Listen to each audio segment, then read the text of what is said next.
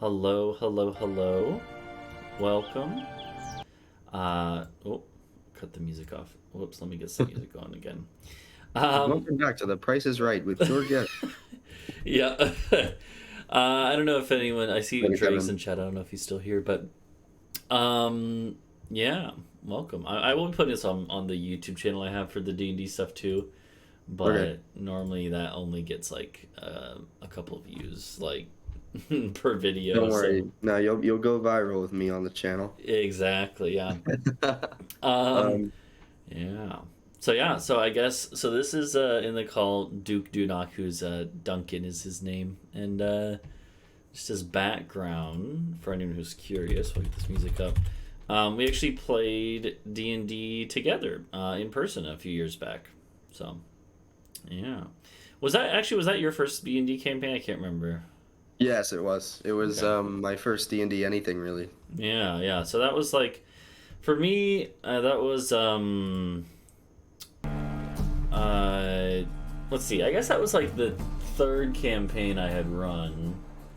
You said it was your first like in-person It was my first campaign though. in-person one. Yeah, Yeah. yeah. So I had already run online.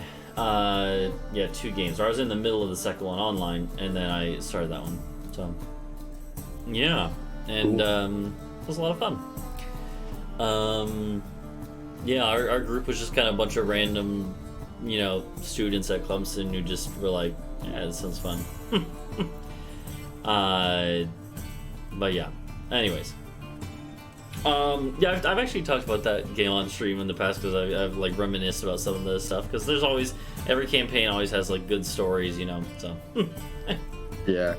but Yeah, I have a couple of those. yeah. So, but yeah, um, but I'm excited to have you for this game. Yeah, I'm excited to be here.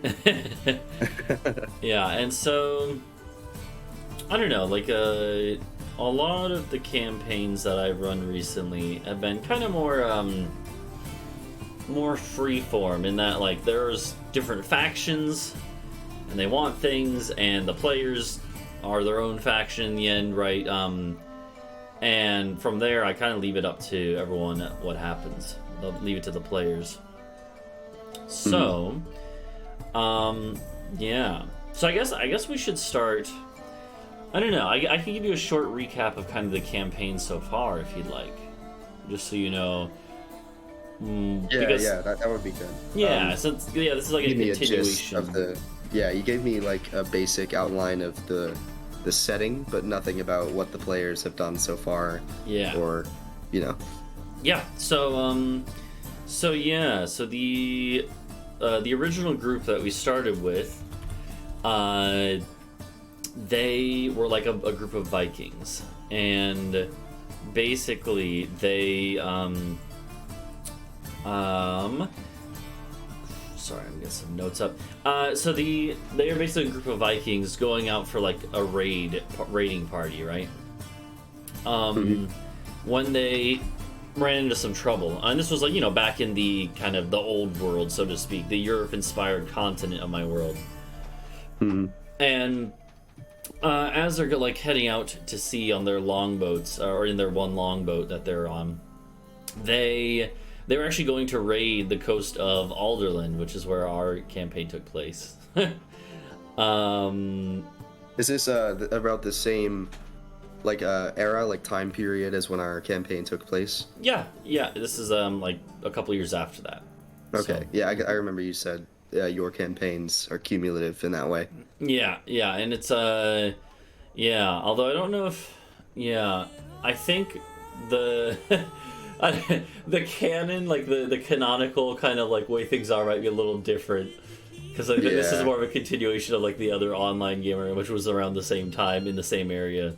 So Okay. there's multiple timelines that have diverged, Yeah, the but poetry verse. yeah, exactly. But the basics, um, the basics. There's not really too anything that was like world changing that would really matter here. Yeah. The Plus, one it's not like we're gonna hear about it in the new world anyway. Yeah, exactly. The only thing would be if your character was like, if you decide that your character is also from like the old world, so to speak. Yeah.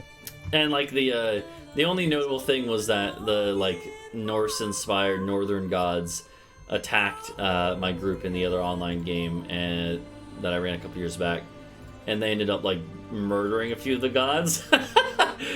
But eventually they kind of negotiated a peace treaty, and yeah, but there was some wild shit like yeah, it was interesting. Some weird stuff happened in that game. But yeah, as things tend to do. Yeah, but anyways though, so as far as in this game, the let me turn the music down a little bit. The group was going out on a raid, and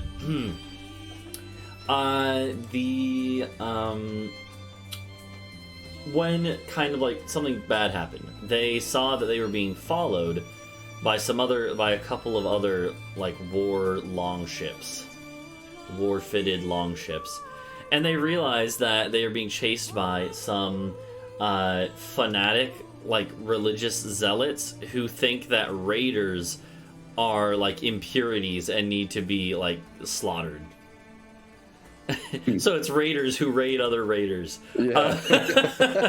But nice. yes, so the crew can't really outrun them forever, but they basically push themselves to a limit and just keep rowing, eventually getting pushed out to sea by a storm that knocks both them and their pursuers around.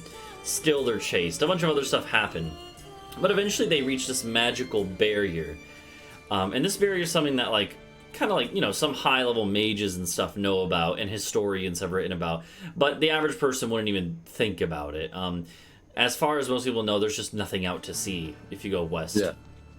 But the group reaches this barrier, and one of the players had actually like heard rumors about it before. And the group is like, they see this barrier, and it's like the way I described it. Have you played Elden Ring?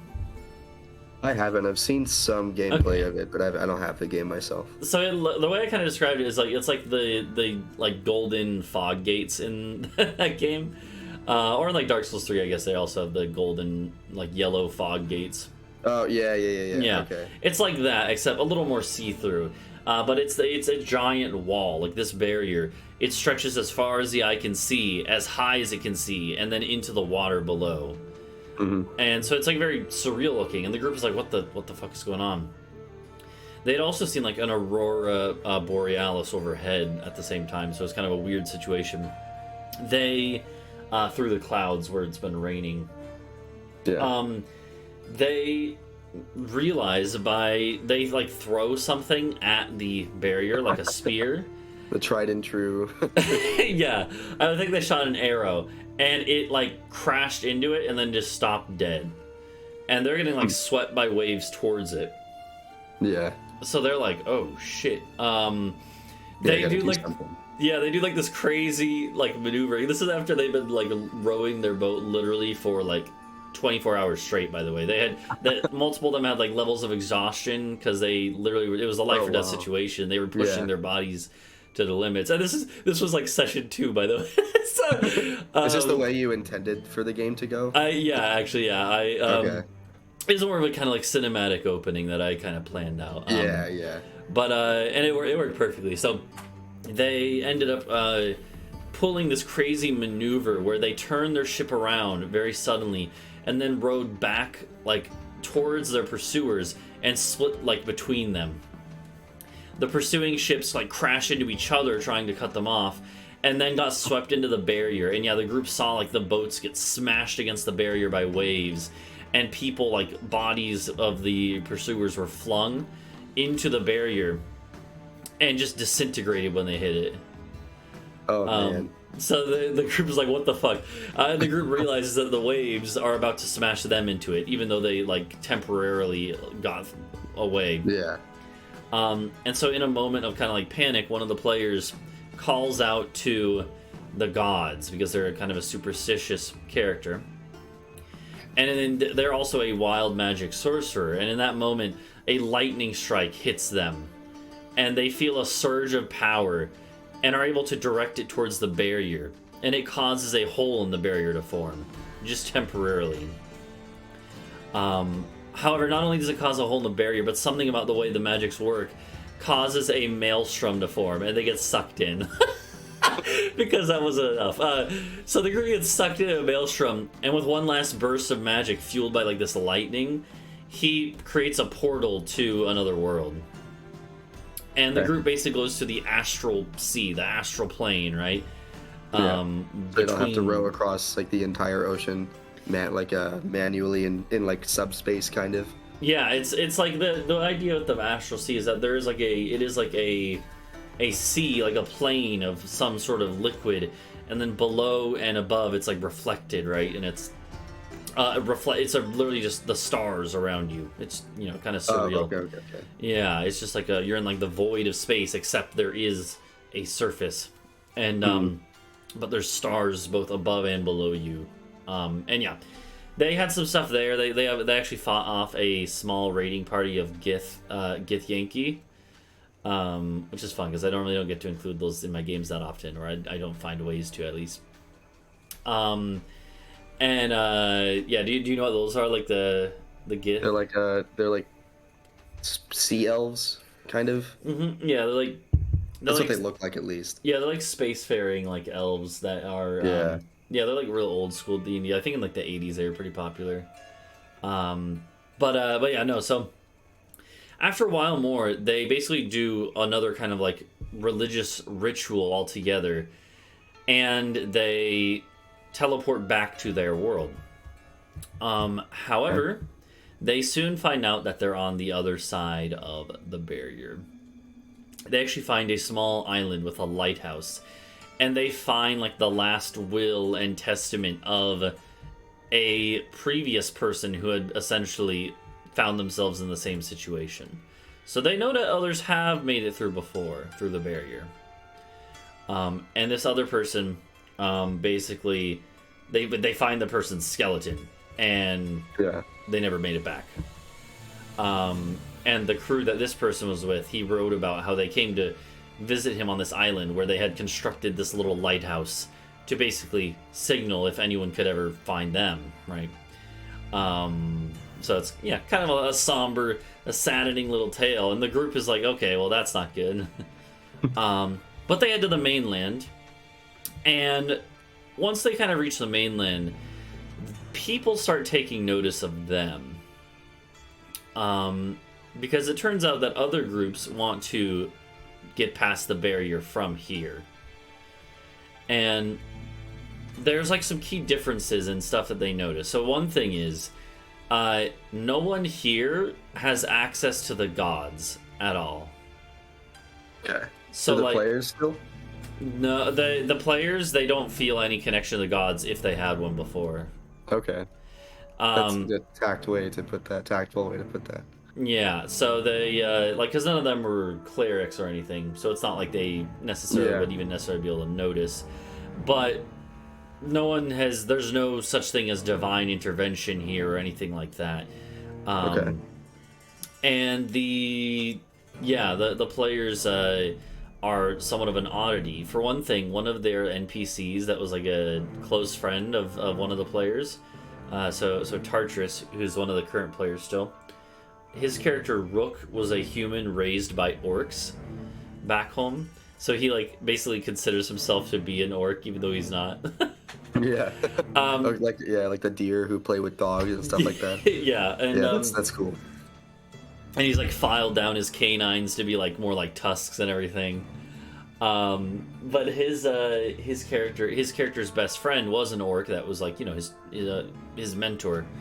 But there are no orcs in the New World. There are no orcs here, so that got a lot of attention. Not only that, two of the players were giant folk, which is a race in my world that exists in the other part of the world, only in a very small area. But there is a race of dudes who are like they're like half giant sized. They're not full giant sized. Yeah. They're like 9-10 feet tall on average.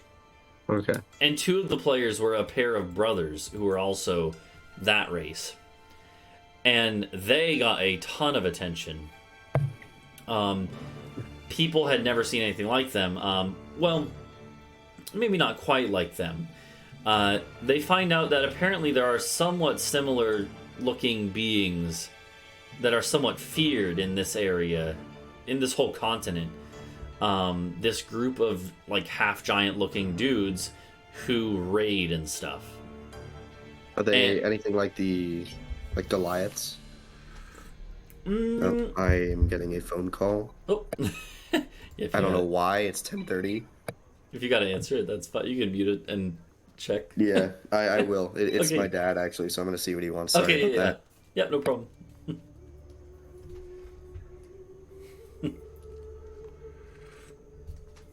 Ooh. While we're waiting, is anyone in chat right now? If so, how you doing?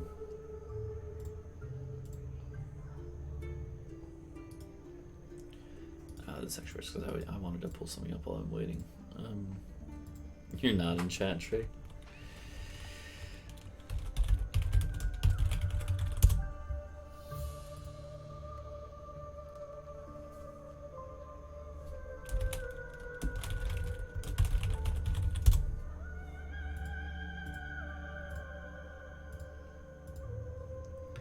Okay. Yeah, I'm just getting the notes. My notes and stuff pulled up here. Which is good.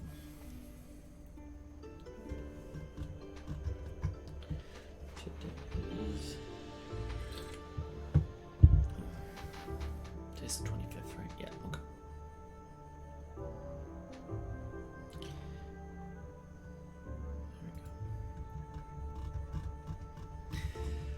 Ooh.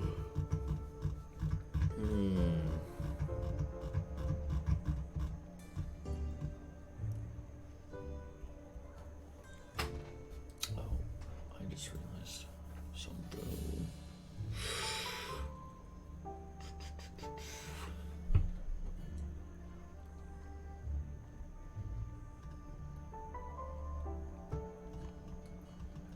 Okay, I'm back. Sorry about that. Okay. Yeah, no problem. Had to sort out something. I'm selling my car, so Okay. I'd sort something out with that. Yeah, no problem. No problem. Yeah, so giant folk, there's a similar race here, but not exactly the same, and they're feared because they're raiders. Yeah, it's one of those things. Let's see. So like, yeah, both the giant folk race from like back in the the old continent. They were at least like the theory and like their own like kind of history that they've kept is that they are they were like an offshoot of giants who basically integrated more well with like the other races around them because like full giants still exist, but full giants there's no giant cities anymore. The giants used to rule nomadic areas. Yeah, now they're mostly nomadic, or like they have layers in the mountains, but they've been almost not necessarily wiped out of existence, but they are much more rare. It's like it'd be like the equivalent of like in North America, like a bear. Bears are not like they're not even close to being extinct, but you're not going to just randomly walk across a bear every day. So well, did the giants get into your trash? Maybe, but no. So these so-called giants that they hear about here in this new continent they are supposedly around the same size as the player characters' race of half giant-ish people, which is interesting. As far as like this part of the world, so this kind of leads into before we get back to their specific stuff. So like they kind of start exploring the world a little more, and the continent here is like it seems like it's decently populated as well. There are whole cities and kingdoms and stuff, right? The players didn't know any like the local languages or anything, really, but do they have any common languages? So luckily it turns out, and this is kind of related to those giants they heard about, but some of the people here in this part of the world do actually speak a related language to the language of the Northerners. And they figure out that basically it's because giant, the language of the giants, is related as well. And so the people here in this part of the world speak a variant of giant language. It's only some of them, though. It seems like it's only certain... and it's kind of like a... almost is like it mutually intelligible, or is it... Yeah, it is. But it's more like it's interesting, though, because the society here, most people... those groups are fairly kind of like close-knit, the ones that still speak this language. It's been passed down for hundreds and hundreds of years. Yeah. Whereas most people in this area don't speak it. And those groups have been kind of like pushed out of the cities and stuff. They have their own villages, and they get along fine with like the other people, but they are generally not welcome, super friendly, into like the main cities and stuff. So that was something that the players started to figure out. They went to one of these villages, and while there, they were actually attacked by one of the half-giant people that they'd heard about. Not only that, but this half-giant that attacked them specifically was targeting them because it knew that they were from the outside world, beyond the barrier. And they killed this one. His name was Sten the Brute. To be attacked by another one, Hilda the Volge. And Hilda was in charge of a flying castle, which I know we had in our game that you were in, right? You guys? Yeah, we did. We had multiple, I think. Yeah, by the end there were multiple flying castles involved, which is a technology that was pioneered by the giants, millennia ago. And that technology has pretty much been lost, so there's not many flying castles left. But this one here, in this part of the world even, which is, even more notable, there's a flying castle that attacks them. And the players barely managed to fight off this attack. They faced Hilda the Volge in combat, which I was not expecting, because she's way higher level than them, but they basically challenged her. And they did decently. They did decently. But in the process, she actually did get a crit on their orc friend, the one that was the friend of the guy who thought he was an orc. So I described her just lopping his head clean off. Oh no! So the only orc in their crew, and now he's poetry racist. But I mean, he got crit. He was helping them. He got crit, and he went. Yeah, he was dead. Yeah. But that was like basically the end of the first season, so to speak. You could say, where they, at this point, they essentially they decided, like, hey, we gotta strike out into the continent further. They lost their ship through a whole bunch of stuff, and they decided we're just gonna head inland and try to find. They basically were like, it's not safe for us to like be here, and maybe we can find someone that can help us. Okay. So they just headed further inland. The actual very end of like the first season was where they started heading through the mountains here. Do you have the Roll20 open? I think you have access now. Yeah, I do. I have it open. Okay. I'm also looking at the stream. Yeah. So let's see. I can get you a sheet in a second. But yeah. So when you're on the map, does it let you see? Yeah, stuff? I see your pings. Okay, yeah. So like they started going through the mountains here, and that is basically where we ended the first season, mainly because a lot of people had like IRL stuff come up. So we didn't really have any there wasn't really anything going on when we ended. It wasn't planned to be the end of the first season, right? But yeah, pretty much everyone had to drop out. The one person who remains is Tartris, whose character Rook is the guy who thinks he's an orc. So Rook, pale skin, I see. Yeah, exactly. Okay, I see. Mm-hmm. I like the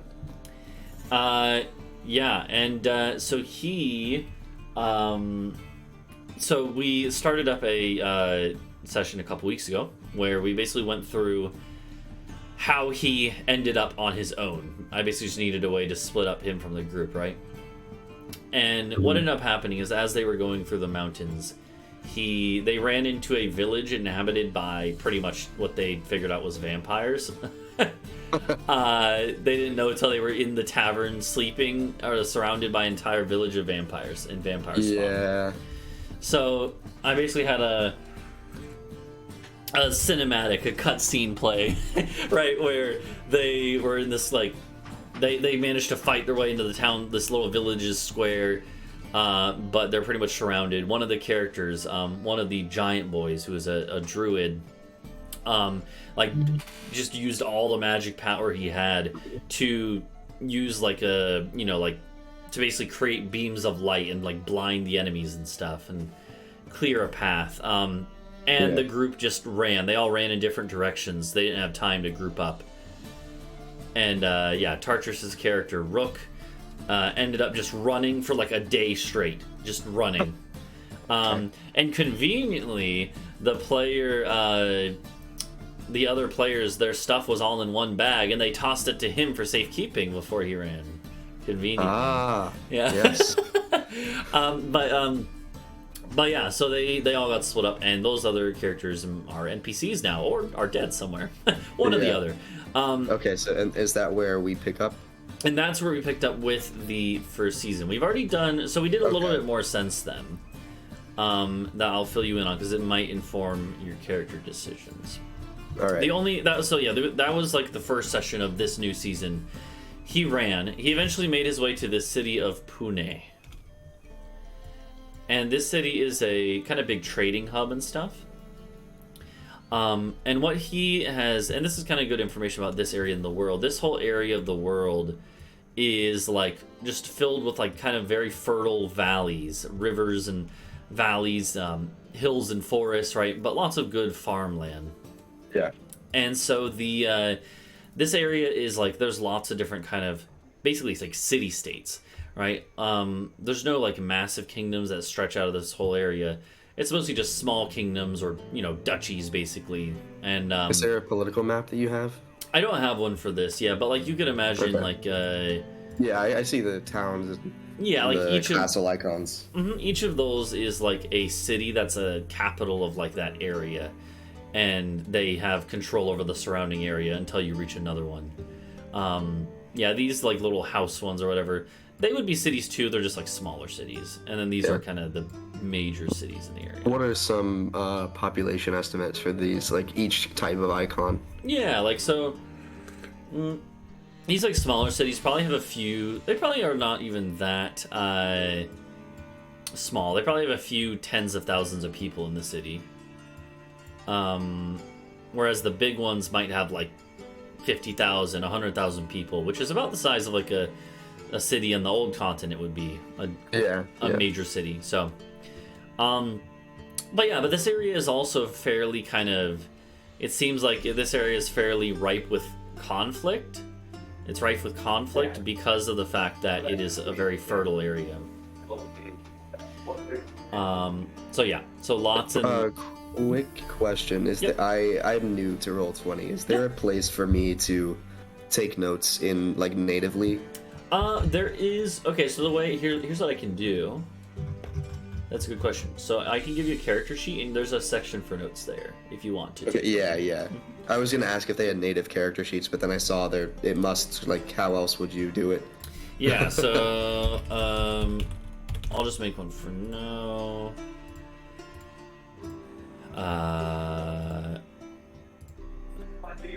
Okay, there you go. So do you see that character sheet? Yes. So I'll put it. And I can edit this. Mm-hmm. Can I drag it? Oh, there we go. Yeah. Yeah, there we go. Character Mancer, edit. I'm gonna edit it directly, I think. Yeah, we can just edit, and we'll go through that in a bit. I think we'll go through that after we kind of figure out the idea for them more story-wise. But yeah, so like this kind of whole area, to give some background, is very it is a very, even though it's a very fertile area, what that has meant is that a lot of people want to rule it, right? It's very prosperous. And so, like, some of the cities in this area are like human cities, and like human kingdoms. Some of them are like Elven, some of them are Dwarvish, but like pretty much there's always conflict back and forth between all of them. So it's like a tug of war between all the different city-states and everything. Yeah. Yeah, so Rook, the one remaining character of the original group, ends up reaching the city of Pune, where he meets up with another character, Talvo. Talvo is also someone from the old continent. He doesn't know how he reached here at all. His ship crashed and he washed ashore here in these lands and is not sure how. Okay. But Talvo essentially is a crafty kind of guy. He's a rogue type, right? And managed to kind of build up some connections here and there and stuff. And even ran a small like spy ring, or not even a spy ring. It's more like kind of like Robin Hood. They like steal from the rich, basically, in the area of the city. You mentioned him. Yeah. And so he hears about Rook and crew, knows that they must be from beyond the barrier, and when he hears that Rook is in town, in the city, goes and finds him, right? Mm-hmm. And this is where that was like basically the first session of this one. We've done one session since. In that session, that one session was much quicker. Much quicker to explain anyways. In that session, they pulled off a heist on a local noble, basically just to get some money and items. Because Talvo, his goal is that he wants to basically, he's very like, a lot of the like cities, states here, take prisoners of war and then force them to like be slaves of labor, basically. Yeah. And that happens in like a lot of parts of this continent. Okay. And Talvo doesn't like that, so he wants to basically he wants to go far to the south to free some of his crewmates that he knows are still alive from when they shipwrecked. Is that what that red circle is on the map? Or red shape? Yeah, actually it's further south than even that. It's actually off the map here. Okay. Yeah, so, and we'll get to that in a second. But so they decided this heist would be a good place to start, and then they're going to basically go looking for more allies, for more powerful items, right? Basically just build up strength with our little band of men. And Rook does not really have any plans. He's like, sure, that sounds good to me, right? Anything to just become stronger. Yeah. Rook doesn't necessarily have any, as far as I know. I don't know. He doesn't really have any obvious character intentions as far as like goals or anything besides just kind of survive for now. Yeah. They get in this heist. The heist goes badly because of course it does. Yeah, of course. Rook gets captured actually, and just thrown in this like nobleman merchant's like dungeon basically. And Talvo, he is like, I don't know what the fuck to do. At which point, basically an entire mercenary band of the Boar Men, which is what this red circle is relating to, okay, approach him and are like, hey, we want your friend and you to come with us. He's like, that's kind of a problem because he's captured. The Boar Men are like, it won't be a problem. Take us to where he is. They go to like this manor house, which has its own like little compound wall and everything. And they essentially just fucking destroy the shit out of it. And nice. Yeah, and Talvo's like, well, I don't know what the fuck is happening, but okay. At this point, his cover's kind of blown. And so the Boar Men, who we'll talk about a little more in a second, the Boar Men are like, you guys are gonna come with us now, right? And they're like, yeah. And so they went with the Boar Men to now, where technically they're all the way down here. Okay. In the capital of the Boar Men's realm. So that is where they ended up. But yeah, so to kind of give the idea of like the main kind of forces that play in this area, right? So we have all these kind of like city-states, again, and like smaller kind of political entities, most of which are either human, dwarven, or elven ruled. Yeah. And the elves up here are mostly like normal elves. The thing is that further to the south, off the edge of the continent, where I don't know who drew this, but I like it, so I'm keeping it. I agree. I think it's necessary. Oh god, I didn't want to move. Oh no. Hold on, I want to move the whole thing. I'll put it over here for now, but yeah. Is that part of the map all plains intentionally, or is it simply undiscovered by the party? It's on it's an area under construction still. Okay, yeah, and that's fair enough. Fair enough. Everything west of the main river here is not finished. Okay. So yeah. So right, but this continent is inspired by North America, as you might guess, right? So Yeah. there's a lot of different parts that you might be able to guess what might Is this the entire continent? Yeah, this is the entire continent. Okay. And actually, it is to scale. So if you use the measuring tool on the left side, so each hex is 50 miles across. So you can actually see, like, you can measure distances. So it is big. Okay, so yeah, this is large, yeah. Mm-hmm. So it's like, I don't know. Let's see, how far across is it? It's about, it's about the width of the U.S. That the U.S. is in real life, right? 2,500 miles ish. Okay, so that's a chunky land.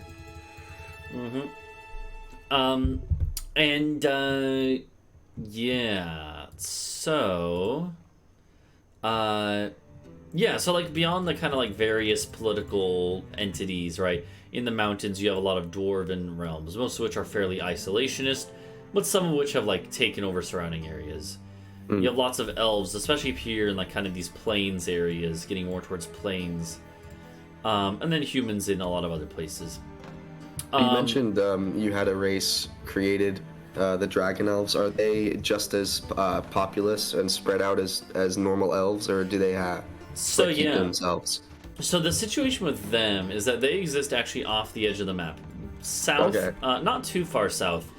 A little bit off, a few more tiles down, you start running into island chains, a lot of them. Okay. Some small, some big. And in these tropical islands is the great empire of the Dragon Elves. All right. And they are probably like the strongest empire or political entity of all of these landmasses. Yeah, these continents, yeah. Mm-hmm. Yeah. How do you ping, by the way? It's so shift, so actually you just hold left click. Shift is that's what I do to pull people places, but yeah. Oh. Normal, okay. Just double, hold left click to ping it. So. Very cool. Yep. But yeah, so the Dragon Elves have this massive empire that spans across a bunch of islands of various sizes. The largest one is big, right? It's like the largest one would be like the size of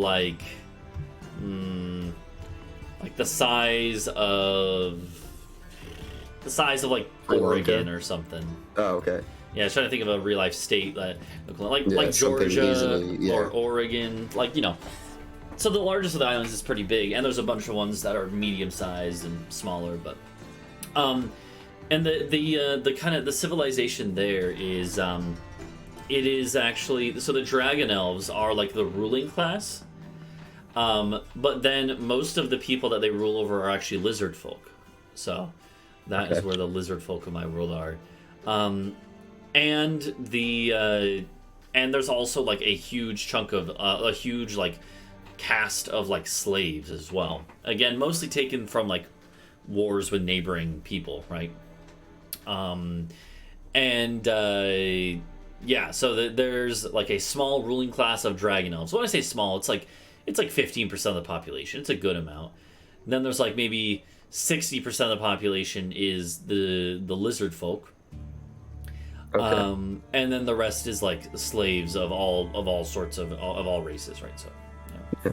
Oh, that actually reminds me. The realm of the Boormen, is that is that ethnically all Boormen, or is it a caste of Boormen ruling over other races? Yeah, so a lot of the city-states in the kind of central valleys here, which is what I'm going to call this area, a lot of the kind of city-states and diverse. Yeah, they're mostly pretty diverse, right? You'll have one like Pune is a human city, but it's probably 70% humans, or maybe even 80%, but it's still a sizable chunk that is a mixture of the other races, right?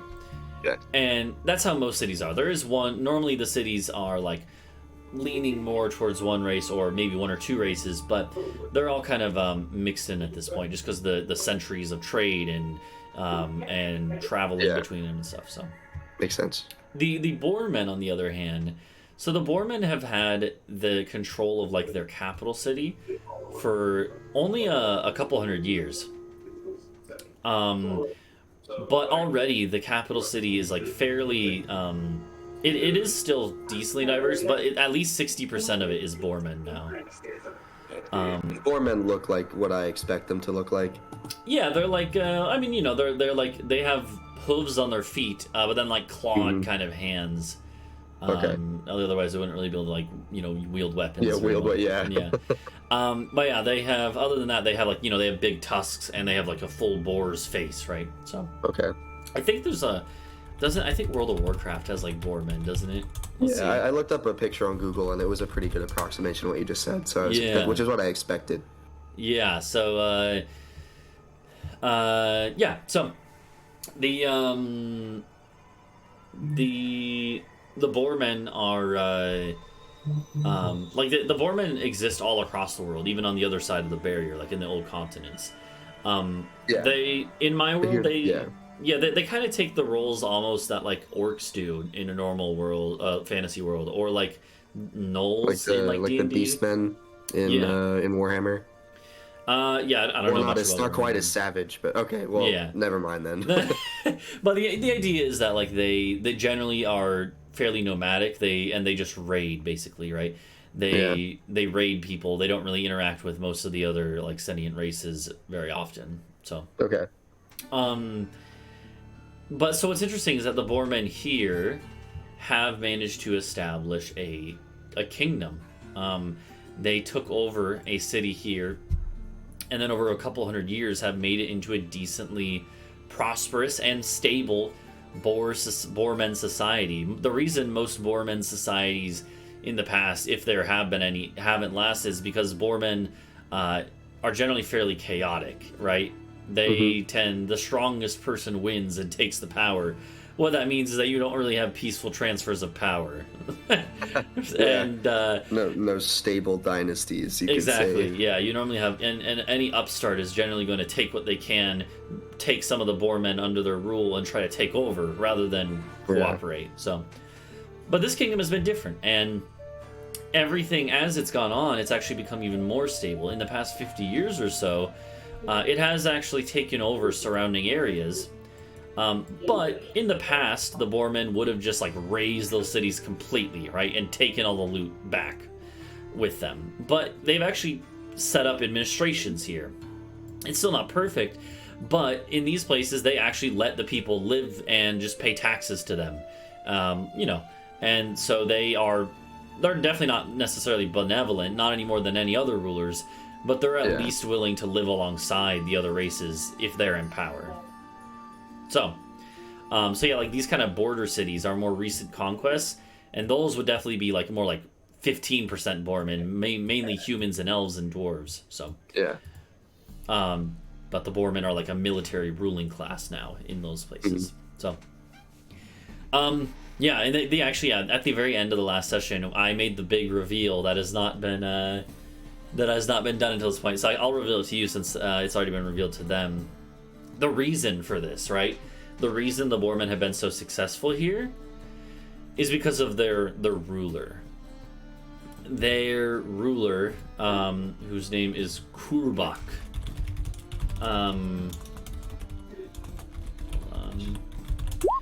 Kurbak, the Omnipotent. I like that. Yeah, the Boormen have actually, that they've met, have referred to him as their God Emperor, right? And the players are like, okay, that's weird, because like they know for a fact that like there's no gods here, as far as I can tell. There's no influence of the gods, but like so they're like, they don't know really what's going on with this. At the very end of last session, they made it to the palace because they've been brought here to meet with the Emperor apparently, and they find out that so like most Boormen are like 7 foot tall, maybe 8 foot tall, right? Pretty big and beefy. The ruler Kurbak stands at 20 feet tall. Jeez, and he is a Boorman? He's a massive Well, Boorman. he's a looks like a Boorman. And the players haven't found this out yet, but it's not really a big spoiler. It's just something that I'm gonna let you know, just so you get the idea. Like, no one knows how old he is. He is at least 1,000 years old. Okay. And there's, like, he's clearly not just an average boar man. Yeah. All right, I guess. Yeah. Has he been ruling for a considerable amount of that time, and that's why this has sprung up? Mm-hmm, yeah.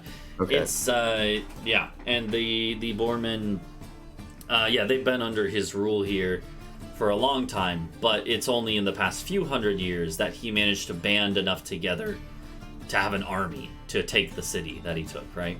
Yeah. And now he has this city, this big capital city that is well over 100,000 people strong. It's a very prosperous settlement, and now they've even gone further and made a kingdom, or as he calls it, an empire, right? So. Mm-hmm. Okay. So yeah, so the Boormen, they're pretty. They got some interesting stuff going on. But yeah, so that is the kind of state of the world. You have to the south, across the sea, or in the middle of the sea to the south, you have the lizard folk ruled by their draconic elven counterparts, with their massive empire. That empire, by the way, has also been making moves. A lot of these cities along the coast of the continent have been conquered by them. So them and the Boormen don't get along very well because they kind of have conflicting interests in that area. Yeah. Then yeah, further to the north, you have kind of more diverse city-states. The east coast is less like war torn, because there's a lot of kind of like heavy forest and stuff that isn't quite as good for like farming and stuff. So the places that are more spread out, and there's been less conflict, but there are still like kingdoms of various races there. So, and yeah, then the other factions that the players know about are the giants or half giants or whatever they are that have attacked them. They haven't seen them in a while, and they're not sure exactly what's going on with them. And there's also been a group of fey creatures. There's been a group of powerful fey creatures who have interacted with them as well, and been somewhat hostile at some times, but then also helped them a little bit, and they're not sure what's going on with that either. Can you hear my keyboard clacking when I type? No, yeah, you're good. Okay, good. Yeah. Good. So I know that's a lot, but that's pretty much everything. Like, I don't know, do you have any questions about like the stuff? In particular? I've taken some notes about the key things. I will definitely have questions. I always do. Yeah. But I don't have any on my mind presently. Yeah. So like as far as your character, we had I think there's a couple ideas that I have, but I like just as like general kind of types of things that could work. As far as regarding more of like the getting your character to the party. Right. Yeah. As far as what they are is totally up to you, obviously. But as far as like getting them to join with the party, there's like a lot of ways we could go about this to make it like a pretty like seamless transition, right? Like the players have made it to the Boormen, which was in the plans for this campaign at some point. Didn't necessarily expect it to happen so soon, but so like it could be. I'm just gonna throw some stuff out, right? It could be that your character is assigned to them as a guide or something, right, from the Boormen. It could be that your character was part of the like little spy or like thieves guild that was being run by Talvo, and so you could already know them, right? It could be that your character is has just heard about them because a lot of rumors have gone about, word has spread quickly about these people from an outside world, one of whom... They have curved swords. Yeah. Curved swords. Yeah, like, there's, people have heard about them. So it could be your character has heard about them and wants to find them for some reason. It could be that your character is also from the other side of the barrier and thus wants to find them, right? It could be any number of things, but I don't know. What do you have in mind right now? Well... I don't think I'd like to be from the old world. Okay. I think that it would be cool to introduce somebody who may know more about the politics of this land into the party. I know we have somebody who was already from Pune, but maybe somebody from. I don't know. I was thinking about making a dragon elf character, depending Okay. on how much it would impact, Yeah. how much it would impact the dynamics of the party. Because That it could would only be totally- 3 of us right now, right? Yeah. There's a fourth player that I'm gonna try to get into. Who will join the But after yeah. idea. Okay. But yeah, so like that could totally work. Like yeah, and like so Talvo, which so the guy who plays that, we just call him TSM because that's his username online. Yeah, I don't see a name that looks like it follows that pronunciation in the character list. It might not. Oh, you know, I don't have it in the. There you go. Now you can see. You should Okay. see that. Yeah. So Talvo. I forget. Yeah, of course. You have a bunch of characters there, but they're hidden. Yeah, they're hidden for different players. Okay. So. Cool. Yeah. So Talvo is So yeah, Talvo was from the old continent, but yeah, like he spent a good like year or so in some Pune. time here. Yeah, so he's been here for a couple years in this continent, just but he's not a native of it, so yeah. Yeah, but yeah, I think I'd like to be a native of the new continent at the very least, or one of the new continents. Yeah, that'd be definitely be good to mix things up too. So yeah, yeah, there's actually. Go ahead. Sorry, yeah. So to kind of finish the stuff with the world, there's one other thing I haven't said, which is that there's also a whole other continent about the same size as this one on the the dragon elves aren't on that. They're on an island. Yes. They're part of the archipelago. Yeah, so the archipelago is sandwiched between these two large continents. And the continent on the other side is one that I have fleshed out less, and because basically I don't expect the campaign will reach there, but it could, right? But that one is you know, as you might expect, much more like South America inspired. There's like jungle and rainforest covering a lot of it, mountains and plains as well. But if you wanted to be from that one, there is a well, this is if any of the other players are watching, then you should plug your ears for a second because this. There is, so I will say, there is a small group of orcs on that continent. So, if you really wanted to, I think I said in my message is that if you really wanted to play an orc, that actually you said it could be possible. Yeah. But yeah, so that and the players actually know Talvo had seen another living orc when he was a slave of the dragon elves a while back. Okay. So yeah, you did say that they were exceedingly uncommon but present. Yeah. So, like, when I say that, basically they've never been seen at all on this continent, but in the Dragon Elves area, you might be able to find one, and even further south than that, then you can. But they're so the Dragon Elves, you say they're making inlays. That's not a word, or what is a word, but not the right one. They've been making. They have endeavors in the south, but how common is intercontinental trade, you know, or like how common is it for lizards to commune between the two? Yeah, it's decently stable as far as like trade, right? Like the ships that they have here are like kind of like early sailing vessels, like caravels and stuff like that. Yeah. It's it's ironic. Like if the barrier wasn't there, they could probably reach the other continent and vice versa. Yeah. So the ships aren't necessarily. There's not like any large naval powers. The biggest would be the Dragon Elves. Yeah, of course. And they mostly use it for like transporting goods and stuff. So. Okay. But you know, sometimes different coastal areas do have their military navies, but there's not any like large stretching sea empires beyond maybe the Dragon Elves.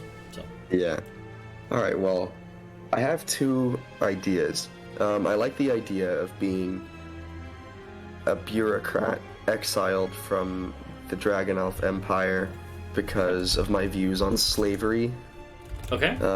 I also like being this is just a petty thing that I have in my head. I don't want to play somebody short because I'm short in real life.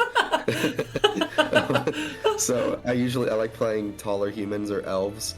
Okay. But my other thing was I could be an elf from one of the fractious like city states and be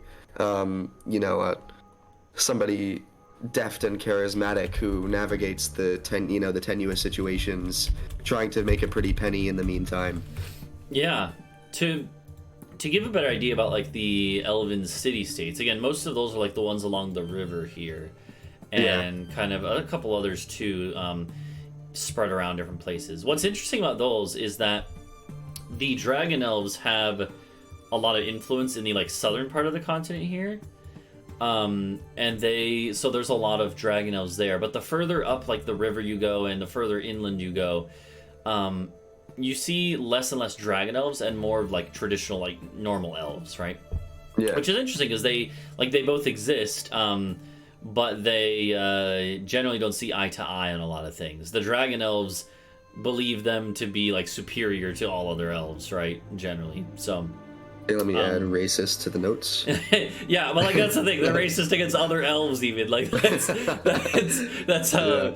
Yeah. And So, it's the dragon blood. What can we say? yeah, exactly. They're very like superior about the dragon influence in their bloodline or whatever they claim it to be. So. Okay. So like if for instance like let's say like this city state here, I haven't thought really much about it in particular, but like. This is one where it's probably ruled by the dragon elves at this point, or maybe is right on the border of their, influence. Yeah, considering the next conquest. Yeah, but it's like there's probably not that many dragon elves there yet. Maybe a few thousand around the area. There's mostly like normal elves, and then humans and dwarves and stuff, who are now having to grapple with this large power coming into the area. So, and the same thing, the thing is, though, as you might imagine, some of, like, the elven states, like, some of the elven city-states are more willing to, like, become vassals, right?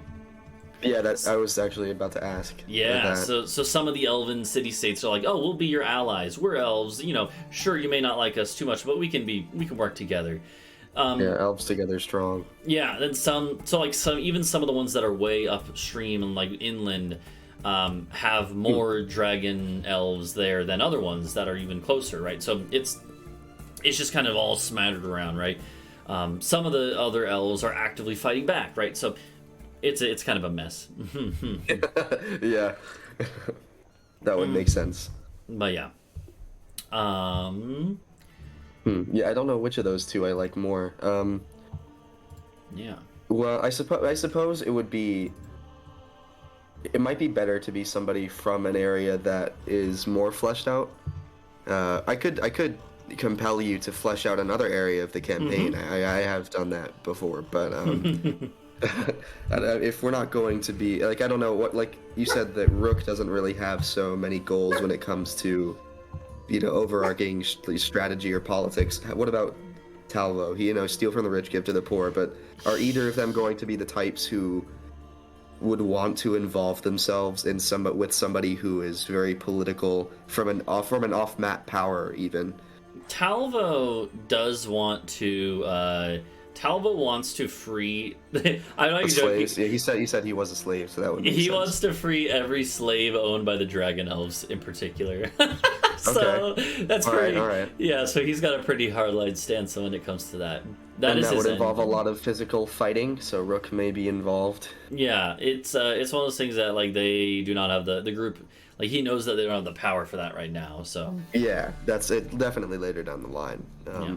So. Mm-hmm. And we'd have another character to consider at that point. Yeah. All right. Well. Yeah, your character doesn't have to have the same goals. That's true. We never did in that previous game. Sometimes that can be fun. So. Yeah. Yeah. You don't need to necessarily worry about that too much. Okay. Well, what are this like? Playstyle implications of a dragon elf? Are they the same stats as regular elves, or is it different? I could probably make a sub race with specific stat bonuses for them or like features. Okay. If you wanted, yeah, we could. Yeah, I'm not gonna min max it at all. I don't really care so much. I just wanted to know if you're gonna give me +2 strength or something, and I'm like, well, that doesn't really work. No, it would probably be charisma and maybe something else. I'm not sure. Let's see. Let me go look at what like normal elves are, because I always forget. So, I elf. actually don't know. Oh, have you seen the new 1D&D or D&D 1. I forget which one it is. I've seen a little bit about it. I haven't really looked at it. Yeah, yeah. I haven't read anything, but I hear that they've made some controversial changes, which of course they have. Yeah. Every large community is not going to like change, but Yeah. I do want to read some more about it because I think it could be cool. Yeah. Okay. So normally, so elves, like all elves, get dex increased by 2. That's like the one thing because they're like Okay. nimble. But then it's like different types of elves. So like normally, so like drow get charisma increased by 1 and some other stuff. High elves get intelligence increased by 1. Wood elves get wisdom increased by 1. Okay. I don't, and yeah, in my kind of world's lore, there's no real distinction between wood elves and high elves. It's more like it's would be cultural. whichever one. Yeah, it's more Yeah. like cultural distinctions, if anything, between different groups. But yeah, let's see. Yeah, there's actually also there's one other group of elves I didn't mention. So there's like the dragon elves, right? Then there are the elves that kind of live in like cities and city-states here. There actually are in like the plains regions. There are nomadic elves that also. Okay. They mostly like raid caravans and stuff. Yeah. But they don't have any. They wouldn't have any. They're not like a unique subrace or anything. They're just a different group of them. Though, Yeah. So. Nor do I imagine a very relevant power. Yeah. So. But yeah. I do actually have some questions I remembered. So you said because there are no connections to the gods in the New World, how do paladins and clerics and warlocks play? That's a good question. Yeah. So I mean, that's the thing, right? So a warlock is the only one that I think would actually really be affected if hypothetically a warlock, if their power exists outside of this part of the world, then they might not be able to like access the power. So Yeah. So is there some arbitrary definition for God where there like that dictates what powers are allowed and not? Because I know some things like aren't considered gods, but they're, you know. Yeah, it's one of those things where it's less about the term God and more just that not really anything gets through the barrier. Yeah, so that's kind of what I was thinking. So it's, you know, somebody was clear, intentional. All right. But then paladins and clerics. Then I remember we had this discussion in the campaign because I didn't remember, or I didn't know like the specifics. But here it's like their power is drawn from their conviction to their beliefs rather than Okay, yeah. And they, and clerics and paladins as well. The way I kind of look at magic in my in this like world is that they any type of magic user, except for maybe a warlock, has to like train, right? And that style of training might be different. For a cleric or a paladin, it would be more like focusing their religious conviction and using that to focus their using that to focus their concentration and energy, right? For a wizard, it would just be like intellect, right? For a sorcerer, it would be just kind of like constant personal willpower, right? To concentrate the power that is kind of innate to them. So yeah. But it actually reminds me, one thing that I forgot to bring up, it's more of a minor thing. So this area, this whole continent or continents, right, being cut off from the rest of the world, one effect of that the players have kind of seen, but they don't necessarily know why it happens, is that wild magic is a lot stronger here. Okay. Wild magic, the flow of magic through these lands is a lot more like erratic and wild and powerful than it was where they came from. So who did you say was a wild magic sorcerer? There was one of the other characters, but they're one of the ones who got split apart. So yeah, their name was Torgir. That was that one. But all right. But yeah, so so like the prevalence of like wild magic. There's like in this part of the world, there's like a lot of stuff that just happens because magic willed it to happen and is kind of weird. There are springs, like literal springs of water that are like imbued with magical energy a lot more often than you would find other places. And animals grow to larger sizes because of it more often, right? Okay. So yeah, there's like a lot more prevalence of like giant versions of animals. So yeah. If I hypothetically, I probably won't do this, but were I to choose to play a wild magic sorcerer, how would that impact the play? Mechanically, it doesn't have much impact, except if you wanted it to. What I did with Torgir, so my buddy Drake played that. The way we had that play out is that normally with like a wild magic, it is you roll a d20 and I think it's on a 1 something happens, or it's on a 20. It's a 1 in 20 chance. It's on one. Yeah, it's on one of those. Yeah. The way we did it is that instead of being on one of those, it's either a 1 or 20. Okay. So then you'll get a surge of magic power, right? That's the idea. Is that it's either end of the extreme there will cause wild magic to spring forth. So cool. Yeah. Okay. So it's a small thing, but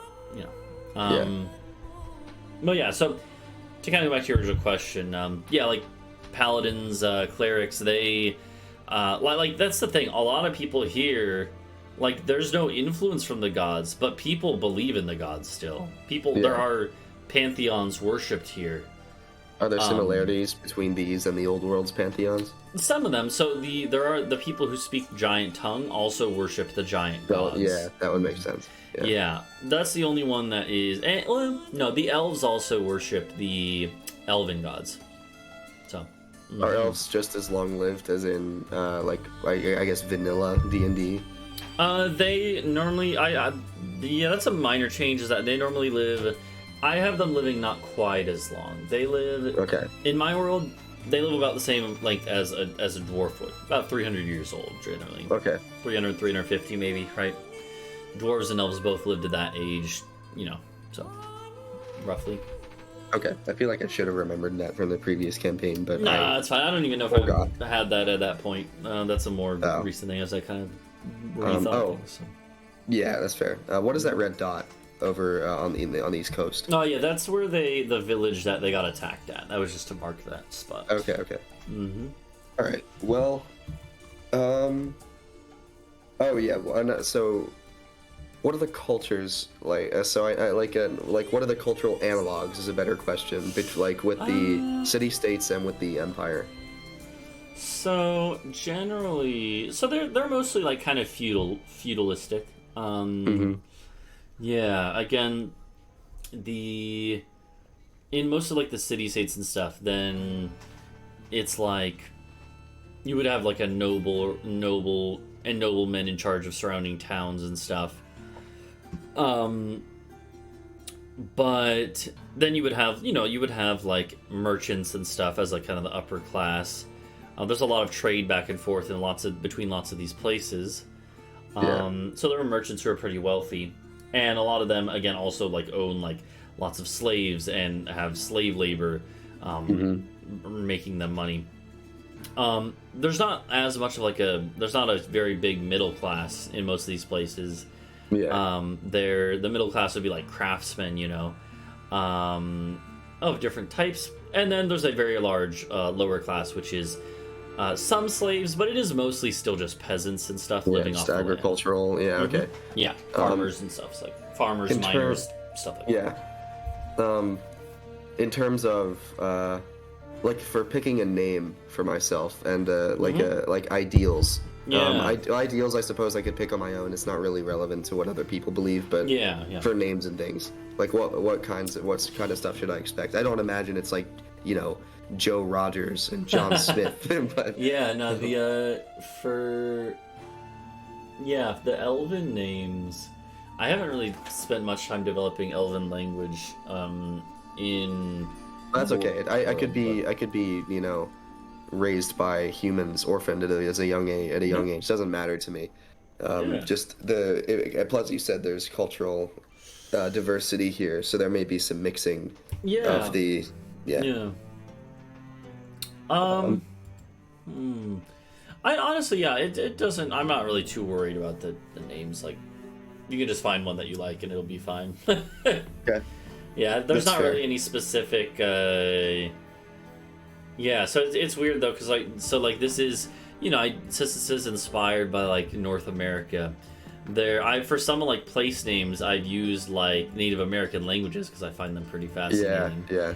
But then this is like a version where it's also had a lot of other like influences too already. So like there are like the giant the people who speak giant and worship the giant gods, and that's like Norse inspired. So there are some places that have like Norse names, right? Like northern Germanic sounding names.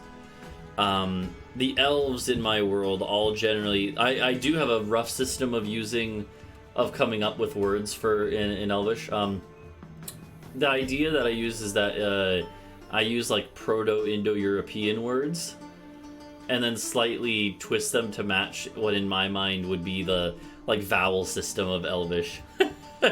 So Okay. yeah, it's which we don't have to get into, but like the idea is that the idea in my mind is that Elven language only is a tri-vocalic system and only has 3 vowels, which is actually pretty common in the real world. So the vowels in Elven are ah, e, and u. So basically, if you want to come up with like what would be a more like genuine Elven name for my world, it would just be using those vowels in combination with whatever consonants. So Okay. yeah. So that's just a weird thing, but yeah, but like so it doesn't really necessarily matter. No. Okay, that's given me some ideas.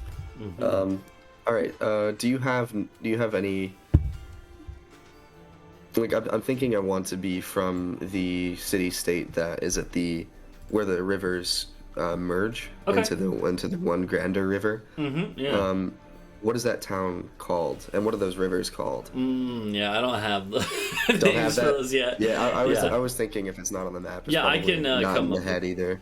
I could probably come up with that though. So yeah, I could brainstorm that. For now, yeah, we could just say the junction city there. Yeah. Okay, so let's see. So this would be. So would this be?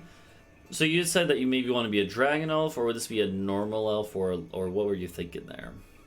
Either of those works perfectly fine. You know what? I actually have an idea. We can go with the best of both worlds. Allows for maximum storytelling. Okay. I am the son of said anti-slavery bureaucratic dragon elf father, and then another normal elf who was part of the bureaucracy here. Okay. Or not bureaucracy, I suppose, because they're feudal city-states, but who was part of the ruling class. Of course, I don't have to be given anything extra for having that lineage. Okay. But just, to be a part of to be privy to the nobility, Okay. that was what my parents were doing. So yeah, so the son. So your father is a dragon elf then? Yeah, dragon elf, exile, and Okay. mother is a normal elf from Junction City. Okay. And yeah, mother's normal elf. Okay, yeah, that could definitely work. Okay. Yeah. I'm trying to think. In that case, I think I might have it be that like your you'd be like a half dragon elf at that point then, I guess. Yeah, that's what I was thinking. So Yeah. I'm deluded. So I'm yeah, as far blood. as stats go, then I would say is that you could use either the wood elf bonus, which would be so elves in general get +2 dex. So that would be something you get no matter what. But then as far as like the subtype, right? You could either be a like based off of the wood elf type, which is like wisdom increases by 1. You could be based off of the high elf type, which is intelligence increases by 1, Or I would say the dragon elf variety would be like charisma based. Yeah. It's charisma +1. So on any of those three, I would let you just choose stat wise how that works for your character. But yeah. Okay. Yeah. So okay. So Honestly, I don't know how even to wait. It's sort of like let's change that and then. oh yeah. So Oh, okay. So that does it automatically. I'm messing with the character sheet UI. yep. Yep. Yeah, do you want to roll for stats or do point by or I'll roll for stats. Okay. I'll live on the edge. Okay. Then and also teach me how to roll in chat. okay, yeah, so actually let me see if I can remember how to do this specifically. So okay, I think it's keep highest 3. So if you do, let's see if it works. Yeah, it automatically drops the lowest. So yeah. Okay. So you know how it Nice. works where if you do you'd roll 46 and drop the lowest, right? So Yeah. so if you type that, if you do /roll Let's roll. and then 4d6 KH, which means keep highest 3. Okay. So so you can just roll that 5 more times and then you can order them how you want. So okay, so That's fine. okay. Actually, dude, that's really interesting. You got 3 low rolls, but then 3 decent rolls. Like, yeah. so like 9, 8, and 9 are pretty bad, but 14s are 14, like are all pretty decent. 14s are a little above average, and you got 3 of them. So that's really weird. Yeah, that's kind of interesting though. That's if anything, that makes you lean heavy into some things. What I want to do, yeah. I actually like that. I've always liked to play jack of all trades characters, but this can make me do something out of my comfort zone. Yeah, so chat, just make sure that chat and in the VOD you can see. So you got 9, 14, 14, 8, 14, 9. So okay, yeah. 14s, that's kind of wacky.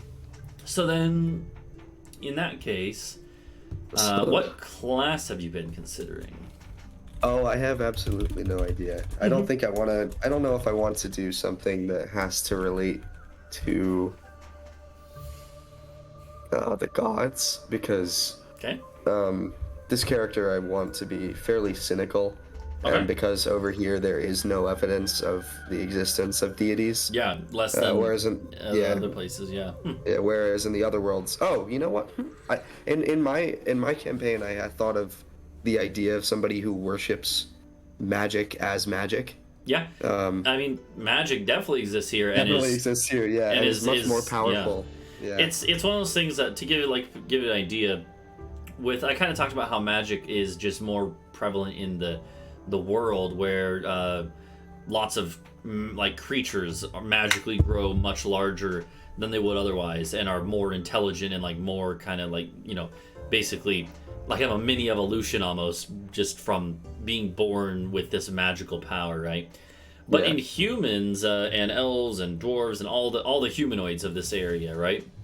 Then wild magic is much more common as far as like wild magic sorcerers. Like in the other in the old continents, right? Like probably like maybe 1 in 1,000 people is born with like innate magic ability. It's rare, but it does happen, right?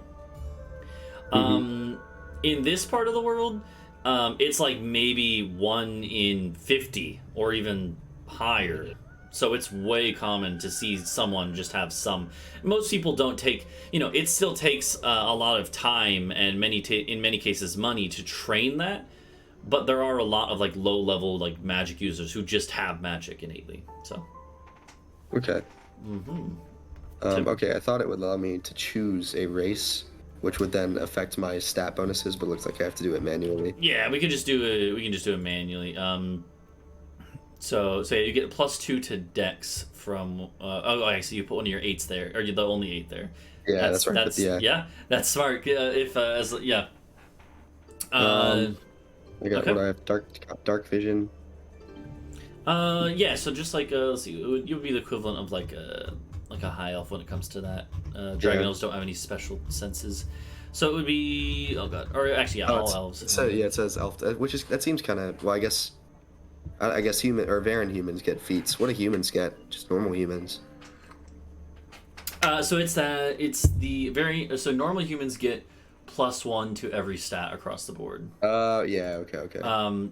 So that's yeah. So that, which is pretty strong, but that's because they don't have any other special things. Yeah. Um. Makes sense. So Perception. Okay, so I'm gonna go with the high elf. So Okay. intelligence increases by 1 back to 10. okay. Then I know a cantrip. All right, fair enough. And then I speak an extra language. Oh yeah, so language. What? Mm-hmm. How do the extra dimensional or preternatural languages work here? Oh, that's a good question. Oh yeah. Well, okay. So let's see. As far as languages, so actually here, if you scroll down on your sheet, by the way, since you haven't played before, you've probably seen sheets that are laid out similar to this one, at least. But Yeah, this is how my PDF sheet is. okay. laid out. Yeah. So at the bottom left, do you see where I clicked and added language there? Mhm. So we can start with like the ones that you would definitely have, which would be like Elven, right? So you definitely have Elven. You would have like I don't have you would have like the, we'll just say local. Oh god, I messed up. Like local language, which I don't have a name for right now, but like you would know the local human language spoken in this area. How are you editing the sheet while I'm editing it as Yeah, well? Oh, yeah. okay, So like okay. yeah. So do you? Let's see if that works there. Yeah. So and you can like lay it out different if you want to put each of them in a separate box too, but. Yeah, no, it's okay. It's okay. So like those are the two that you would definitely know. So here's the thing with languages is I generally give players one extra free language as well. Yeah, because people don't just speak common in your worlds. Exactly. There's a thing as common. So yeah, I don't really have like a language map of this area, but yeah, but yeah, so okay, but either way. So you, from being an elf, you get like they give common, which I translate just into whatever the local human language is. You would get Elven. And then you get one free one just from the way I do things. And then from being a high elf, you get another free one. So you get actually So I get 4. two. Yeah, you have 4 total, 2 more to choose. Okay. So yeah, then speaking of the I interrupted you when you were explaining, but the otherworldly languages. Yeah, so it's one of those things where it would depend. Yeah, it's, since there isn't like really any kind of like constant contact with other worlds, right? Here, there's not really any connection to like abyssal or infernal. That would be pretty hard to make work, unless the only explanation would be if your character met a demon or devil and then was taught the language by them. Mm-hmm. And there are fiends in this part of the world, but not like a lot of them. Yeah, it's just kind of funny thinking about a devil just chilling here. Yeah, because he can't get home. yeah, and then as far as, so that would be like for those ones like abyssal and infernal. Then there's, as far as otherworldly languages, I guess there's like the elemental ones, like I guess it's primordial is like the one that is related to all the elemental creatures, and then they have their specific ones too, like Aquan, Terran, etc., etc. Those ones would also, I think, be very rare to find, but there are elementals here in this part of the world. So, and there are probably, in that case, there are probably actually, there are like mage, there are like mage schools and stuff where they would have studied these types of creatures, right? And learned their languages. So it's possible you could have learned academically, like primordial or something. Is the Elven language different from what the Dragon Elves speak in the South? The idea I had is that it is, but not enough to be yes, it's too like different. It's like Glaswegian and Australian. Yeah, exactly. Okay, I think one of the languages I'll choose to know the language. Well, if it is a different language, the nomadic elves speak. It would also be Elven, so you don't need to Okay. have a separate one for that. Then I have zero idea. What are some of the choices? Yeah, so like there's, as far as like the other races, there is like all the other like main races are, so like the dwarves all speak Dwarvish, right? There are Would it- halflings, by the way. I haven't really spoken Yeah. about halflings because they don't really have any real. There's no halfling kingdom here anywhere. Mhm. But there are like halflings are pretty much a minority in any of these like kind of kingdoms and city states. Okay. Would there be There's Western dwarves in the unfinished mountain range? yeah, there'd be dwarves there too. So Okay, then I suppose dwarvish would be a good one to take. yeah, there's also yeah. So Zyle in my chat brings up the Boormen do have their own language as well. So Okay. the Boormen have a language. So the Boormen, dwarves, halflings, the giants. The giant language is also spoken again as like a minority language in some parts of human areas. So. Okay. Mm-hmm. I suppose it would be. I don't know yet, Zyle. I haven't chosen. I'm deliberating as we speak. But so I don't know. I think probably whoever would be involved in trade, and I know halflings are going to be involved in trade, so I think I'll go with halfling as my fourth language. Sure. Yeah. Yeah. Did I do that right? How do I make it go back to the way? If you hit the cog, it should. Oh, the go. cog again. Okay, there we go. Yeah. So let me see what that was. I did it right. Yeah. Okay. There you go. Yeah. Yeah. Okay. So, in that case, so let's see. So then let's go back to L and stuff and get that figured out. So you have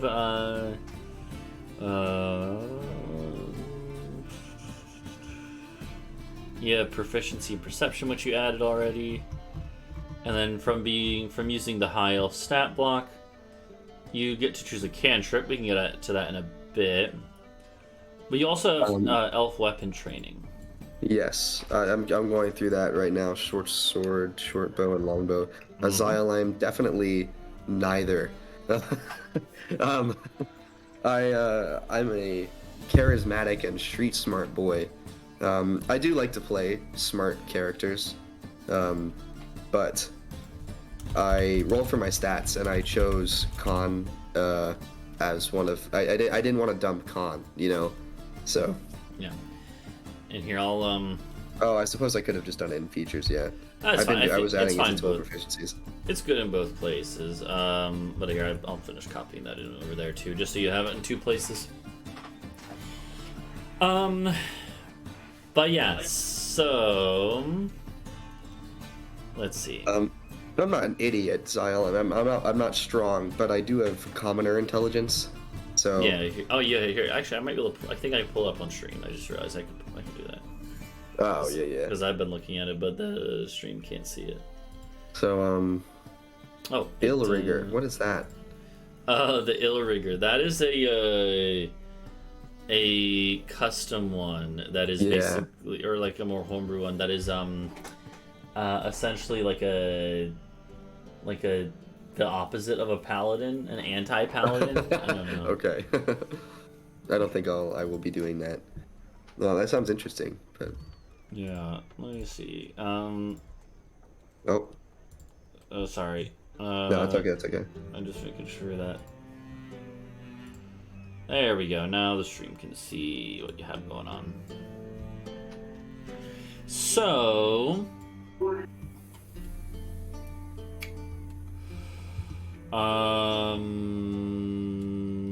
Yeah. Let's see. Okay, so as far as like your character's backstory, then, what do you have in your mind as far as the basics of like? Well, so the main question is like, why are they seeking out the party, or why are they going to be joining the party? Yeah. I think it would be word travels fast in the city states. Along the river, word came with traders that two new that a party of outlanders has arrived, and they're stirring up trouble with the Boormen in the south. And the Boormen, I'm sure, are a cause for concern with the elves, who well, not the elves, but that's who would be. I am most pertinently aware. That's not how you use that word, but most aware of the troubles as they're perceived in the elven culture. So yeah, they're interacting now with the Boremen, and so maybe I'm thinking they have something to do with the Outlanders have something to do with the Boremen kingdom being the power that it is today. Okay. And I would want to investigate that. Interesting. Okay. So they want to investigate the situation with the group based on you would probably heard rumors as you start getting closer that not only were they seen in Boreman territory, they were being like escorted by some of like the royal patrols. Okay. Yeah. Wow. So it would definitely be of note, right? Mm-hmm. It wouldn't be clear to outsiders if they were like hostages of these like Boremen, guards and soldiers, or if they were with them willingly. It wouldn't be really clear to outsiders, but certainly the reason that I'd be seeking them out is because it would be my first real opportunity to seek out somebody from another, the other side. I imagine, because I would think if with the Dragon Elves being a naval and a not an invasive isn't the right word, but a belligerent power, they would most likely have sent scouts out into the sea to see if there were any land masses that way. Yeah. And perhaps I would have received, being that my father was a bureaucrat there of some type, he might have heard about that barrier, and so people crossing it could just be interesting to me in general, even if they're not messing with politics over here. Yeah. I imagine your character, even if they aren't like a wizard or anything, they are probably decently. They had like a noble education, basically. Yeah. So they would have heard about stuff that most other people would not know in terms of stuff like that. Mm-hmm. Let's see. As far as like, okay, let's see. How old do you think they are? So again, elves like age a little bit slower. Yeah. But not to an insane amount. Yeah. Probably. Well, you said they're 300, so I'd say probably 60 or 70. Like, okay. Not an adolescent, but somebody who is wise to humans but not to elves. Yeah. Okay.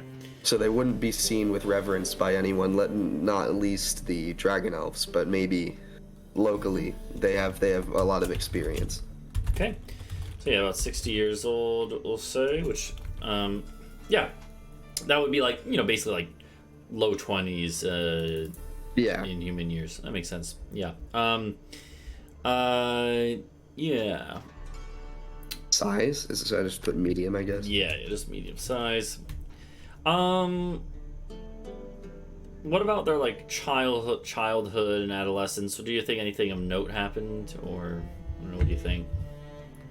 It could be that there was a raid or a siege between this city and a rival city, and so we had to go days without food.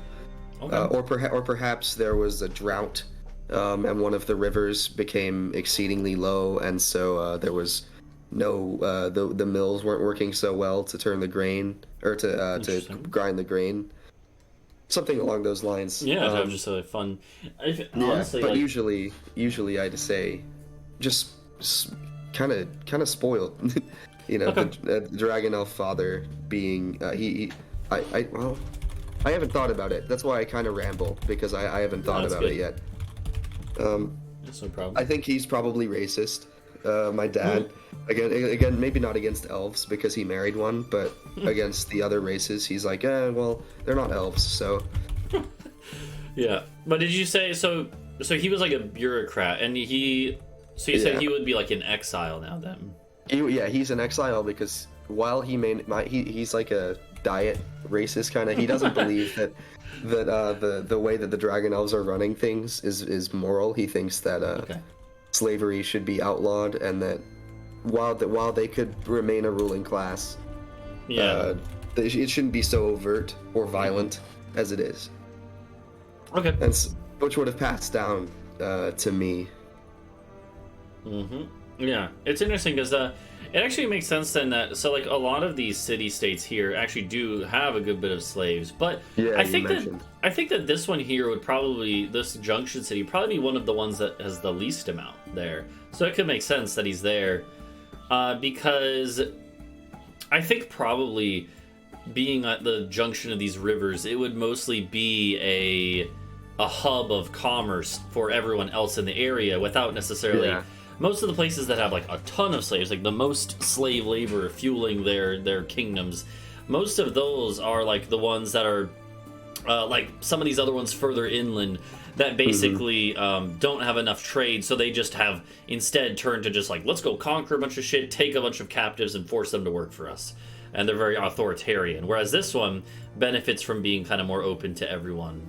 Yeah. So the merchant burgers are more prevalent in politics here. Yeah, it would definitely have much more of a merchant class rather than like a military ruling class like some other ones in the area. So. And then I think I want my mother to be a local artisan. Maybe not to the point of being an artificer. Okay. My roommate wants me to be gay. So I mean, that's up to you. I can. It's up to it's completely up to me. I could make him homosexual. Oh, now it's a demand.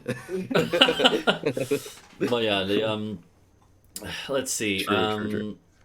Yeah. So okay. So you say they were somewhat spoiled. I imagine like you're.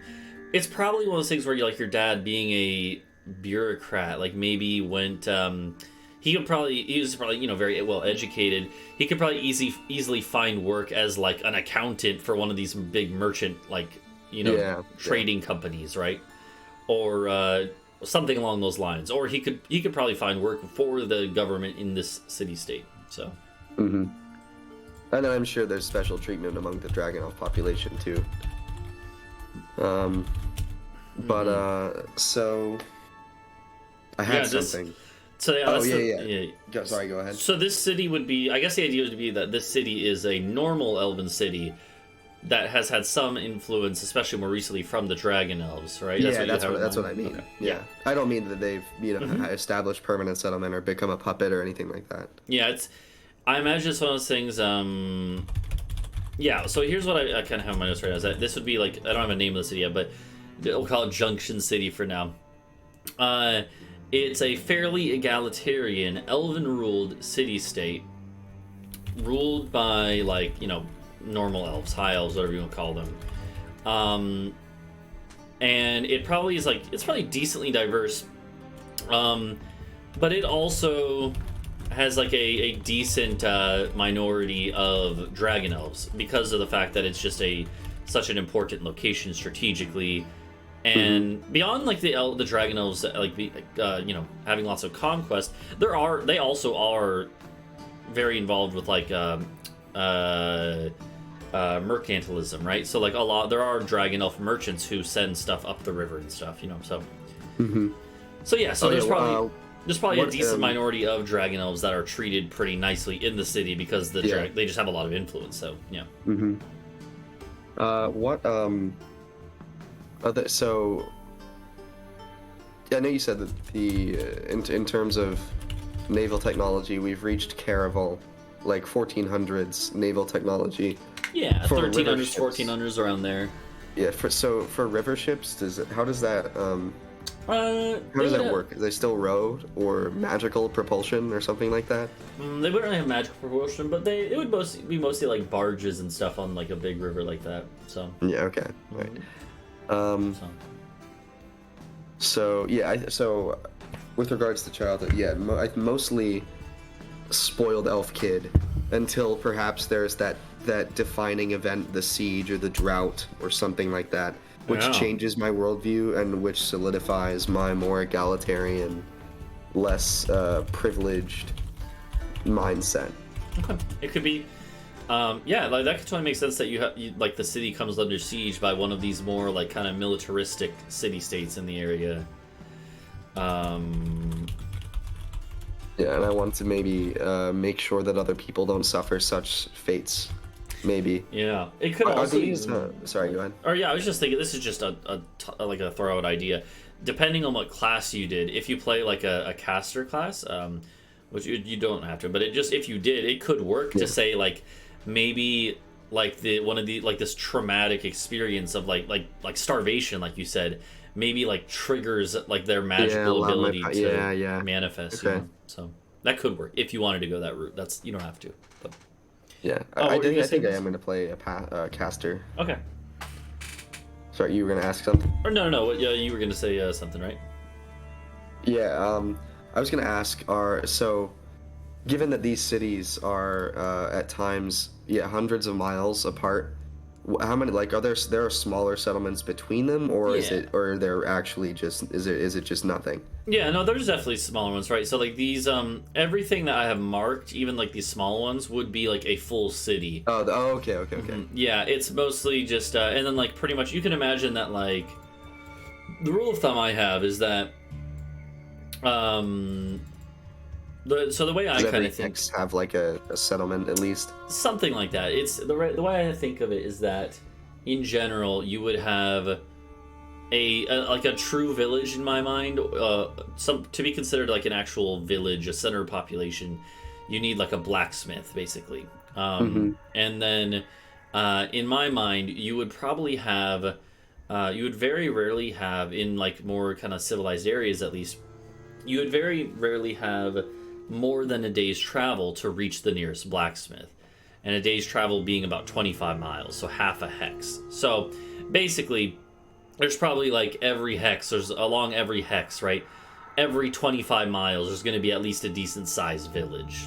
Okay. And then probably spread more evenly around, in certain places where it makes sense, there would be larger towns that aren't quite cities, but are still pretty prosperous, right? So, like, between these two cities up, here, let me see if the stream could, if I get the stream show it. It's like between these two cities up here near the junction city, right? There might be like one big town along the river along the way. Okay. And then some smaller villages. So. All right. All right. So, where is it? Oh, I clicked the wrong button. I think I might. I said I want to play a caster. I was thinking of playing a cleric.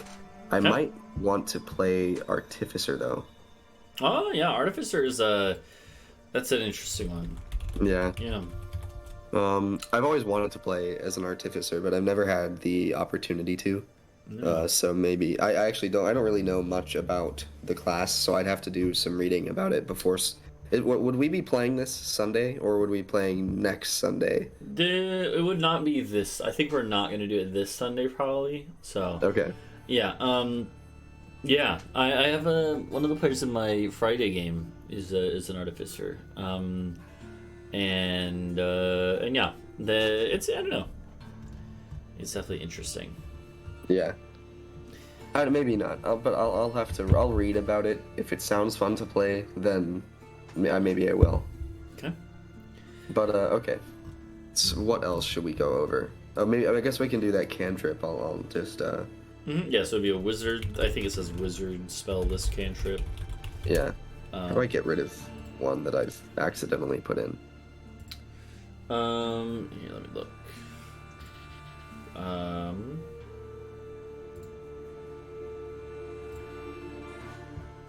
Yes, I think you can. Oh, that's true. Well, Do you? So yeah, when you have what you do is you click on the little lock icon, and then you hit that red. Button. Okay. And then if you can undo that, but yeah. I gotta find the wizard spell list. Should I? Should I use the full one that's on like D&D Beyond, or should I do you have a site that you like to use? I don't know. Like D&D Beyond is fine. Yeah, as long as it's just all like as long as it's from an official source, Yeah, yeah. I don't ever use stuff that's like from UA. Yeah. Oh man, there's a lot of wizard ones. Who would have thought? You're right. Does it specify for? Let's see, high elf. Yeah, I think it does. Wizard cantrip. Intelligence is your spellcasting Spellcasting ability. Oh, so it's gonna suck ass because I have like 10 intelligence. Whatever. Yeah, that's true. If you're a spellcaster, that's funny. It'll be. You might have one separate cantrip that's gonna be a different DC. That's funny. Yeah. But you could also do something that doesn't have any that doesn't have an effect on, right? So like I'm looking at the list, like True Strike. True Strike is the one. It does take an action, but if you're going like before combat, you could do this. Or no, yeah, duration up to 1 round. So yeah, I guess it's True Strike is kind of funny though. on your next turn. Yeah. It's like you use an action with which you could have attacked to gain advantage on your next turn. Yeah. So basically, it does nothing because you could have just attacked twice. But if you do it before combat, yeah, though, I it guess does that's make true. sense. Yeah, But during combat, it's kind of funny. Yeah, because you could have attacked once on that turn, then once on the next turn instead. Yeah, yeah, but you know, it could be one of those things where if you're a rogue and stuff, you get sneak attack on an advantage hit, so it's like it might be better. Yeah, that's true. But yeah, it would no, we're saying Xyle for this cantrip that he gets from being an elf, high elf, based on high elf. Oh yeah, it's intelligence. It has to use intelligence. Yeah. What is message again? For whatever his other spells are, if he goes the spellcaster class, the other ones he could choose the class that uses charisma or wisdom, right? But this one has to use intelligence, which is funny. Yeah.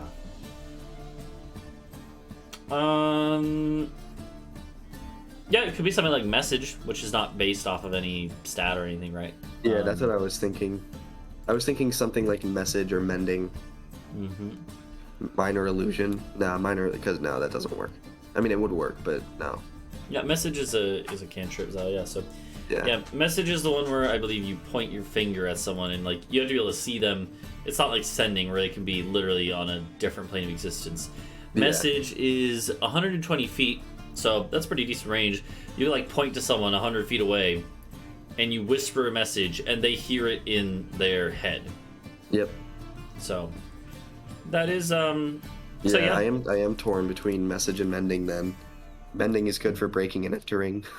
Yeah. Yeah, I don't know. I think message fits more. Okay. Subterfuge. Yeah. What school is that? Let's see. I have it here. Transmutation. It's transmutation. Yeah. So, what was I gonna say? Yeah. So, yeah. If you don't have your class figured out today, that is fine because since you've played 5e a good bit, I'm sure you could probably navigate that on your own. One thing to know is that you will be 6th level already. You're not gonna. Oh, 6th level. Okay, I thought we were lower. No, yeah, we're already at 6th level because the group started at.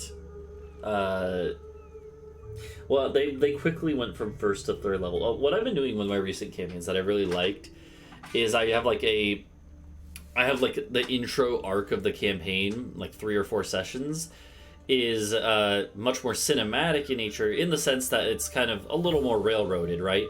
Like with the intro for this one, the fact that they were all of a sudden being chased by things that led them to the barrier, which then led them to be, thrust through the barrier into another world and then back to this one, right? Yeah, they haven't had too much agency. Yeah, they didn't have too much agency for the first, 5 or 6 sessions.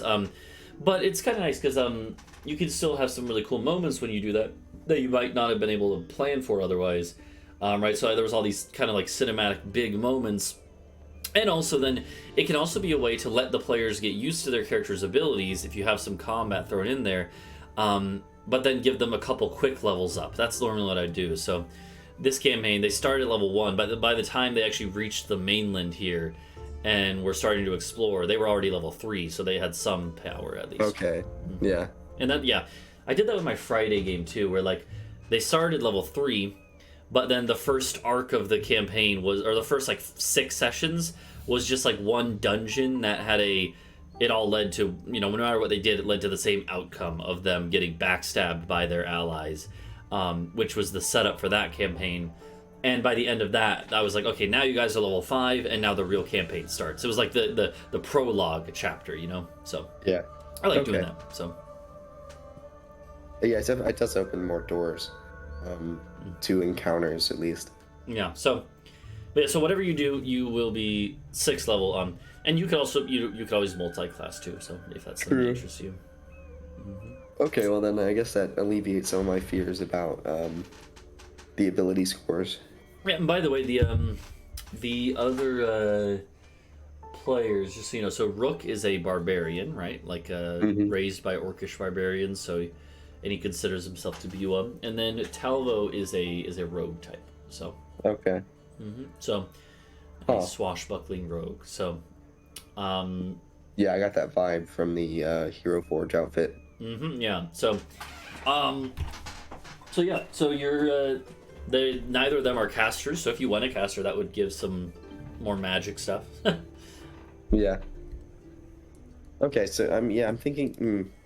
I do think actually I'm leaning towards cleric now because of that hardship as a child. Okay. It would inspire me to be a healing force. Okay. Or maybe it could have like irreparably fucked up my brain, and I became a cleric, but I'm like a battle cleric or a forge cleric. Yeah, it's Um, yeah, that would totally work. Yeah. So yeah, I could write down ideas as far as yeah, it's like I could call potentially. myself Idis the Merciful, but it's like completely I like sarcastic, and I'm just an asshole. Yeah, yeah. I imagine like I like the idea, like you said, of like the siege, because like a drought and stuff would work, but the siege is directly caused by other people's greed, and No. so it's much more like there's something you could blame for that. Yeah, yeah. So Oh, that would provide a yeah, that would give compelling that would give a compelling storyline too, fixing, my mental state. yeah. Um I like the idea that like it was like some siege, like it was like a Character months creation long right now. siege. Okay, sorry, say that again. No, yeah, it's good. Trait unfair. No, I meant him. Yeah, so My bad. like you could have like we could say that it was like a months long like siege, which would like for especially if you were like a kid at the time or even like an adolescent, right? That's like and even as an elf, like a months long siege is a grueling like thing to survive through. So Yeah. Yeah, So- even with their increased lifespans. yeah, so it could be And like some sieges have lasted far longer. yeah. So yeah, Especially we being could a say river that. city, that would Mhm. because we could receive, small amounts of grain or Yeah. fish. Yeah, and it wouldn't have been Oh, enough to chain. like really thrive, but it would have been, you know. Yeah, enough to barely survive. Yeah. Or we could just cast Good Berry and and just forget about it. Yeah.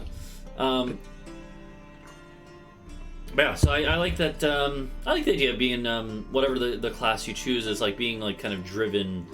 What would their specific drive be that they want? Like, do they want to just fight injustice in general, or specific things, or is it more like vengeance? Like what is the? I'm curious. What is the what's the kind of angle you want to go with there? Could be both. If being an impressionable, not faux teenager elf, getting attacked by a rival power while being a somewhat peaceful state could inspire me to want to enact vengeance or exact vengeance, specifically on those who are responsible, or maybe. Well, I don't know, because they may not have been elves, so they might not be alive. But I mean, this would be your character's not too old, so this would Yeah. probably been a few decades ago, but it's still yeah, I could want to find a specific soldier who like killed a friend of mine, yeah. and they could be an old man. So it's like trying the 100-year-old Auschwitz guards. I like the idea. Why don't we say that here? What we could do is, where is it? Let's say that it was maybe this city-state here. I kind Okay. of like the idea that this city-state. To me, it makes sense that this one would be one of the more militaristic ones, kind of tucked away. They Yeah, have isolationist. most of their wealth has come from just like basically taking slaves and attacking their neighbors. And at some point they attacked your people there. So Yeah. Could you explain the tiles? I understand like the dark green's most likely forest. Oh wait, is it just different tiers of forest? It looks like trees. so Like the there's let's see. So I'm gonna say that this one is probably a mix of humans and elves. Okay. But see, there's like that dark, or other, I mean, like the very light green one that looks like plains. But how does that differentiate from the just normal blank tile? Yeah, I'll probably go back in and I'll probably go back in and edit this a little more. But like the idea is, like these ones would be more like grasslands, like steppe lands almost, plains. Whereas this would be, I don't know, this would be more like farmlands with a mixture of some trees here and there. I Oh, don't yes, really. sparse forest. And then what about this? That would be like hills, like starting to get hilly, but still trees and Okay. other stuff. And then mixed in. as you progress up this, it becomes more mountainous. Yeah, exactly. Yeah. More Okay. mountainous, and then some of them, like these ones, have like different types of trees. This would be like has like pine trees and stuff, as well as other stuff, right? So Okay. kind of the types of trees are too, roughly.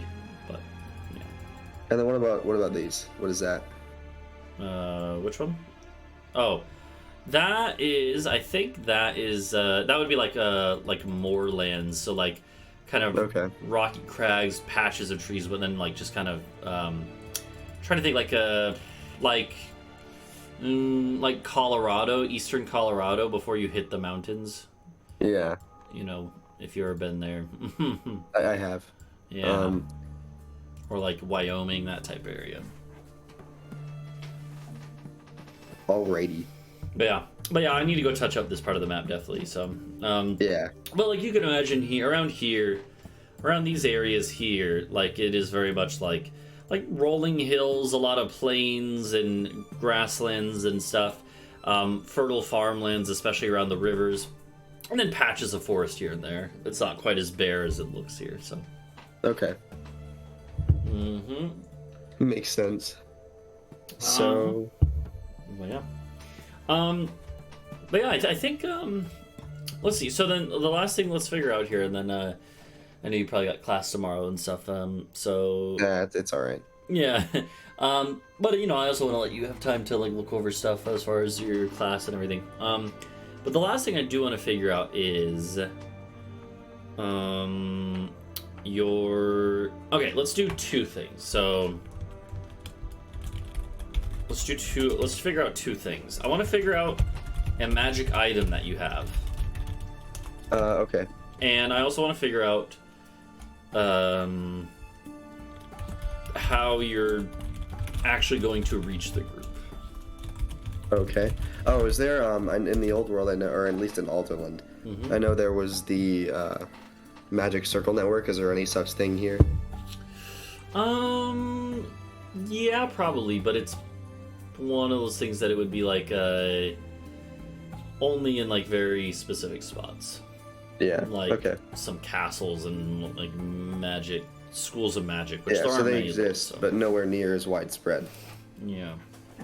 Yeah. What's up, Celsius? How you doing? Yeah, this hex map is the right half of it is mostly done. Well, there's still more work to be done. Then it kind of peters off because I didn't get that far yet. Also, I don't know who wrote monolith, duolith, polylith. There's no monoliths there. Oh, They I thought that was intentional. No, someone wrote that. One of the other players wrote that, and then I just Okay. left it for now. But yeah, pretty much everything west of the river, the main river, is not done, and north of it for that matter. So I mean, honestly, just finish off the West Coast and you have the U.S. yeah, exactly. Like the Midwest just isn't finished. Yeah, well, yeah. So yeah. So what sort of magic items do you have? It wouldn't be like something crazy, right? But it would be like your character would have one decent magical item, like uncommon or maybe rarity. Okay. I'll have to look. Oh yeah, that's fine. I guess it would also probably depend on your class. So yeah, that's fine. That's true. Yeah. So then, how? So yeah, okay. So then the other thing was, how would your character like set out to find the group? How would they go about trying to actually get into contact with them, especially given that they're in Boormen territory? Yeah. Well, I imagine I would have heard about them before they had reached Boormen territory. Yeah. Perhaps when they made a ruckus in Pune. I was like, oh, did you hear a noble got robbed? And it went bad. So I would probably have traveled up to University Town, Okay. then down through the city-states. Okay. I think I will play some kind of magical class, so utilizing any, expediting means Okay, that I yeah. could have. Yeah, those are like Yeah, I guess the main thing with those means in this, especially in this part of the world, is that they exist, but they're very expensive. But it could Yeah. be like this could be a good way to have to explain why your character doesn't have like a lot of money that their family might have. It's like they used a lot of their college fund for this trip. Yeah. They use the money that their allowance money of several hundred gold or whatever, that their dad was like ah, fine, here you go, and used it to like get a teleportation circle thing, you know, and just do it once or twice to get closer. That would make sense. Yeah. And so, yeah, then I would have, well, just followed the trail, followed the trail of gossip and rumor from Pune to the Boormen. Okay. Or perhaps I could have been just on their tails, but I didn't want to arouse suspicion, so I Okay. was able to follow the train of, or the convoy. Yeah, Back they were to moving the pretty. realm. They were moving somewhat slowly.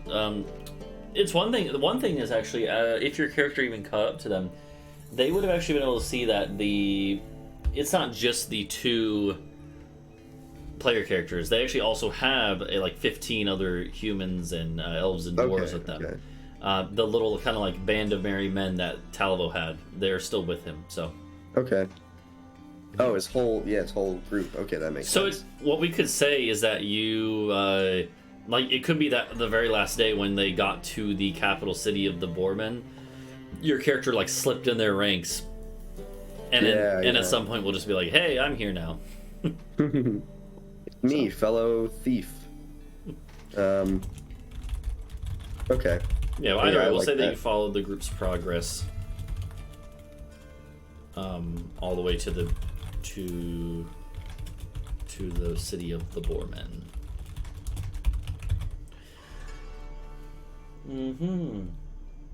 Yeah, I think the city of the Boormen. I think it's gonna actually be called, because they conquered it. But I think they probably give it a new name. Probably named it after their ruler, Kurbak.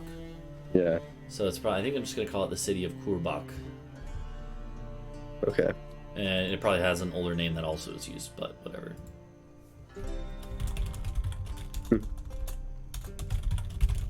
I want to capitalize that. Okay. Yeah. Yeah. The Cape of the Mountebank or Mountebank. That does allow you to dimension door. Oh yeah, I forgot. I see chats talking about that. I forgot about that one. Yeah, that's let's see.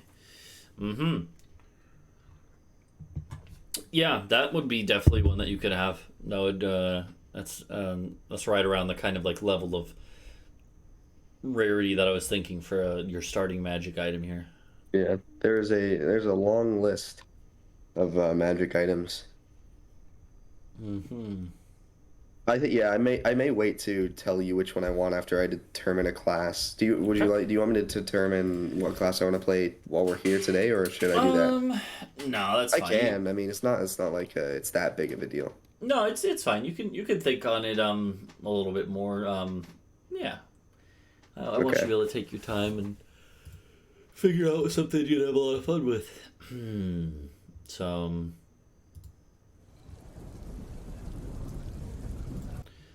All right. Yeah. Plus, on D&D Beyond, half of them, or more than half, aren't base material, so it's all locked, and I have to look it up. Yeah, that's that is that's true. Okay, but yeah, so trying to think. Well, yeah, I think I'm trying to think if there's any other questions I had for now that would help with like figuring out everything. Definitely at some point I need to go in. Maybe I'll do I don't think we'll be playing this Sunday, but maybe what I'll do instead is do like a world building stream where I go like I do our map making stream, you know? Yeah, that'd be really cool. Yeah, that'd be interesting. So, yeah, and yeah. I think that'll do. I think we got enough figured out. Like I said, since we're not playing this week, then you have a little more time to figure stuff out too. Yeah. and yeah, and if it's all like one thing I always suggest or well, okay, so here's one more thing we can do real quick.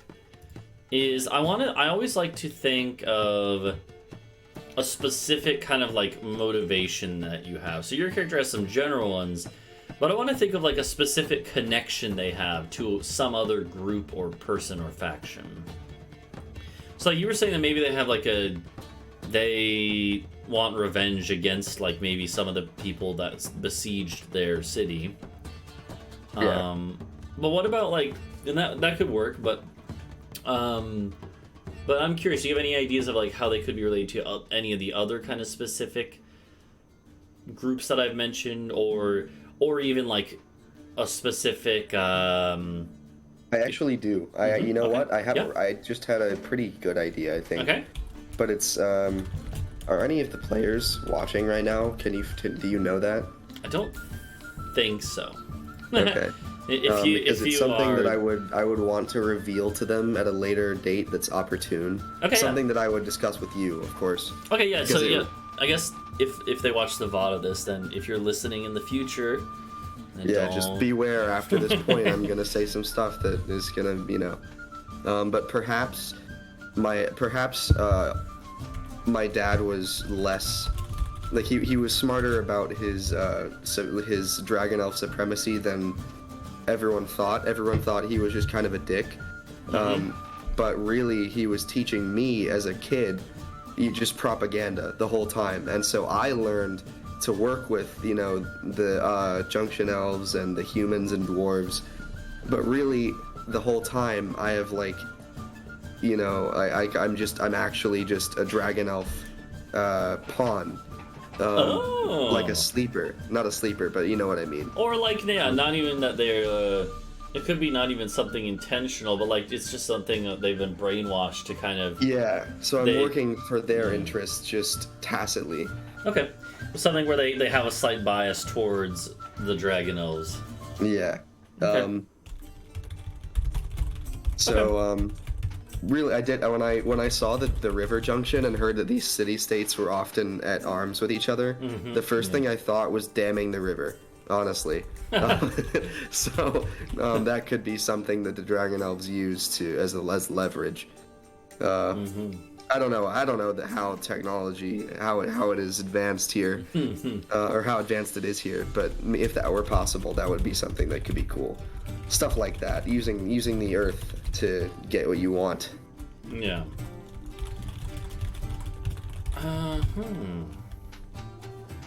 Yeah. Okay, I gotcha. Well. But then, of course, I would through many years of working with locals, I would have connections in the city, not in like personal connections. I mean, Yeah. like with people, like perhaps a specific guild that makes what would I like? If I'm a cleric, so people that make holy symbols for the local churches, I maybe would know some of them, be friends with them. Okay. Yeah. Or people that make tinkerers too.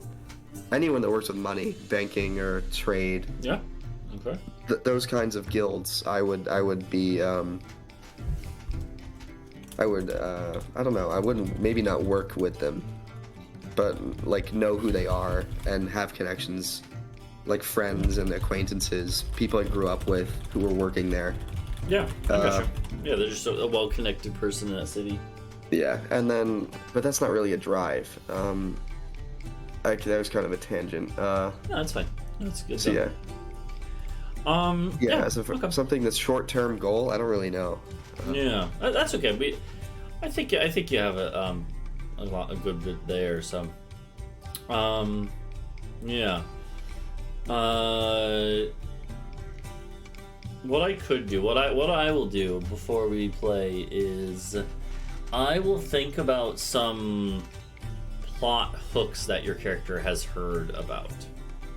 Okay. That way, when you come to the group, you can be like, "Hey, I know about some shit going on that maybe we could go like Yeah. do for our own benefit." That way, your character immediately has like some sort of knowledge to offer the group too. You know, Okay. I have to think about what that is, but Yeah, that's fine. but yeah, I honestly, I may Discord you Okay. and change some of the things that I've said as well. yeah, that's fine. Because a lot of this stuff has been off the cuff, and I like what I've said, but Yeah. maybe if I want to play a certain way, I will let you know. Okay, yeah, that works totally fine. So. And yeah, that would also that would allow us to prepare better, having it. Well, I don't know if it wouldn't. I don't. That was just complete bullshit. No, it wouldn't. It would be it'd be fine either way. Yeah, it's fine. But yeah, Okay. just based on my class, I'll maybe choose whether I want to go with supremacy route or trader route, or I'll give you something. I'll give you something pointed that my character wants to do, and their overarching ideals and stuff like that, so that you can have some idea of where to go with it. Okay, yeah, that works. Okay, okay, yeah. Yeah, and like I said, I definitely have some work that I want to do on building up some more about this part of the world. Yeah. So, yeah. If you do a world building stream, I will definitely be in chat annoying you with suggestions. Yeah. I'm definitely. I'll think about it. I might do one Sunday. There's a good chance. So, all right. Well, yeah. Chat. For anyone in chat now, thanks for right now. Yeah, it took just a couple hours, which is about what I expected. I will probably. I'm gonna be working on trying to get our fourth player set up with their character. I don't know when that'll happen, but yeah, I am actually going to. I'm probably gonna stream some video games in like 30 minutes, but I'm gonna go take a quick little break, and I'm gonna actually just end this stream so that it's all just on one VOD. But yeah, it was fun though, Duncan, and I'm excited to play with you again. So yeah, me too. It's great to be back. Yeah. Thank you all. I'll be here all week. Yeah. So yeah. I think the dynamic will work out too. It should be interesting. So I hope so. And if it doesn't, then I'll always just, be better. But yeah. So I think it'll be fine. I think you guys both the other two players, Tartarus and TSM, they're just chilled. So Yeah. Oh yeah. Well, chat. I'm gonna mute us, and we'll see you another time. Bye bye. Bye, chat.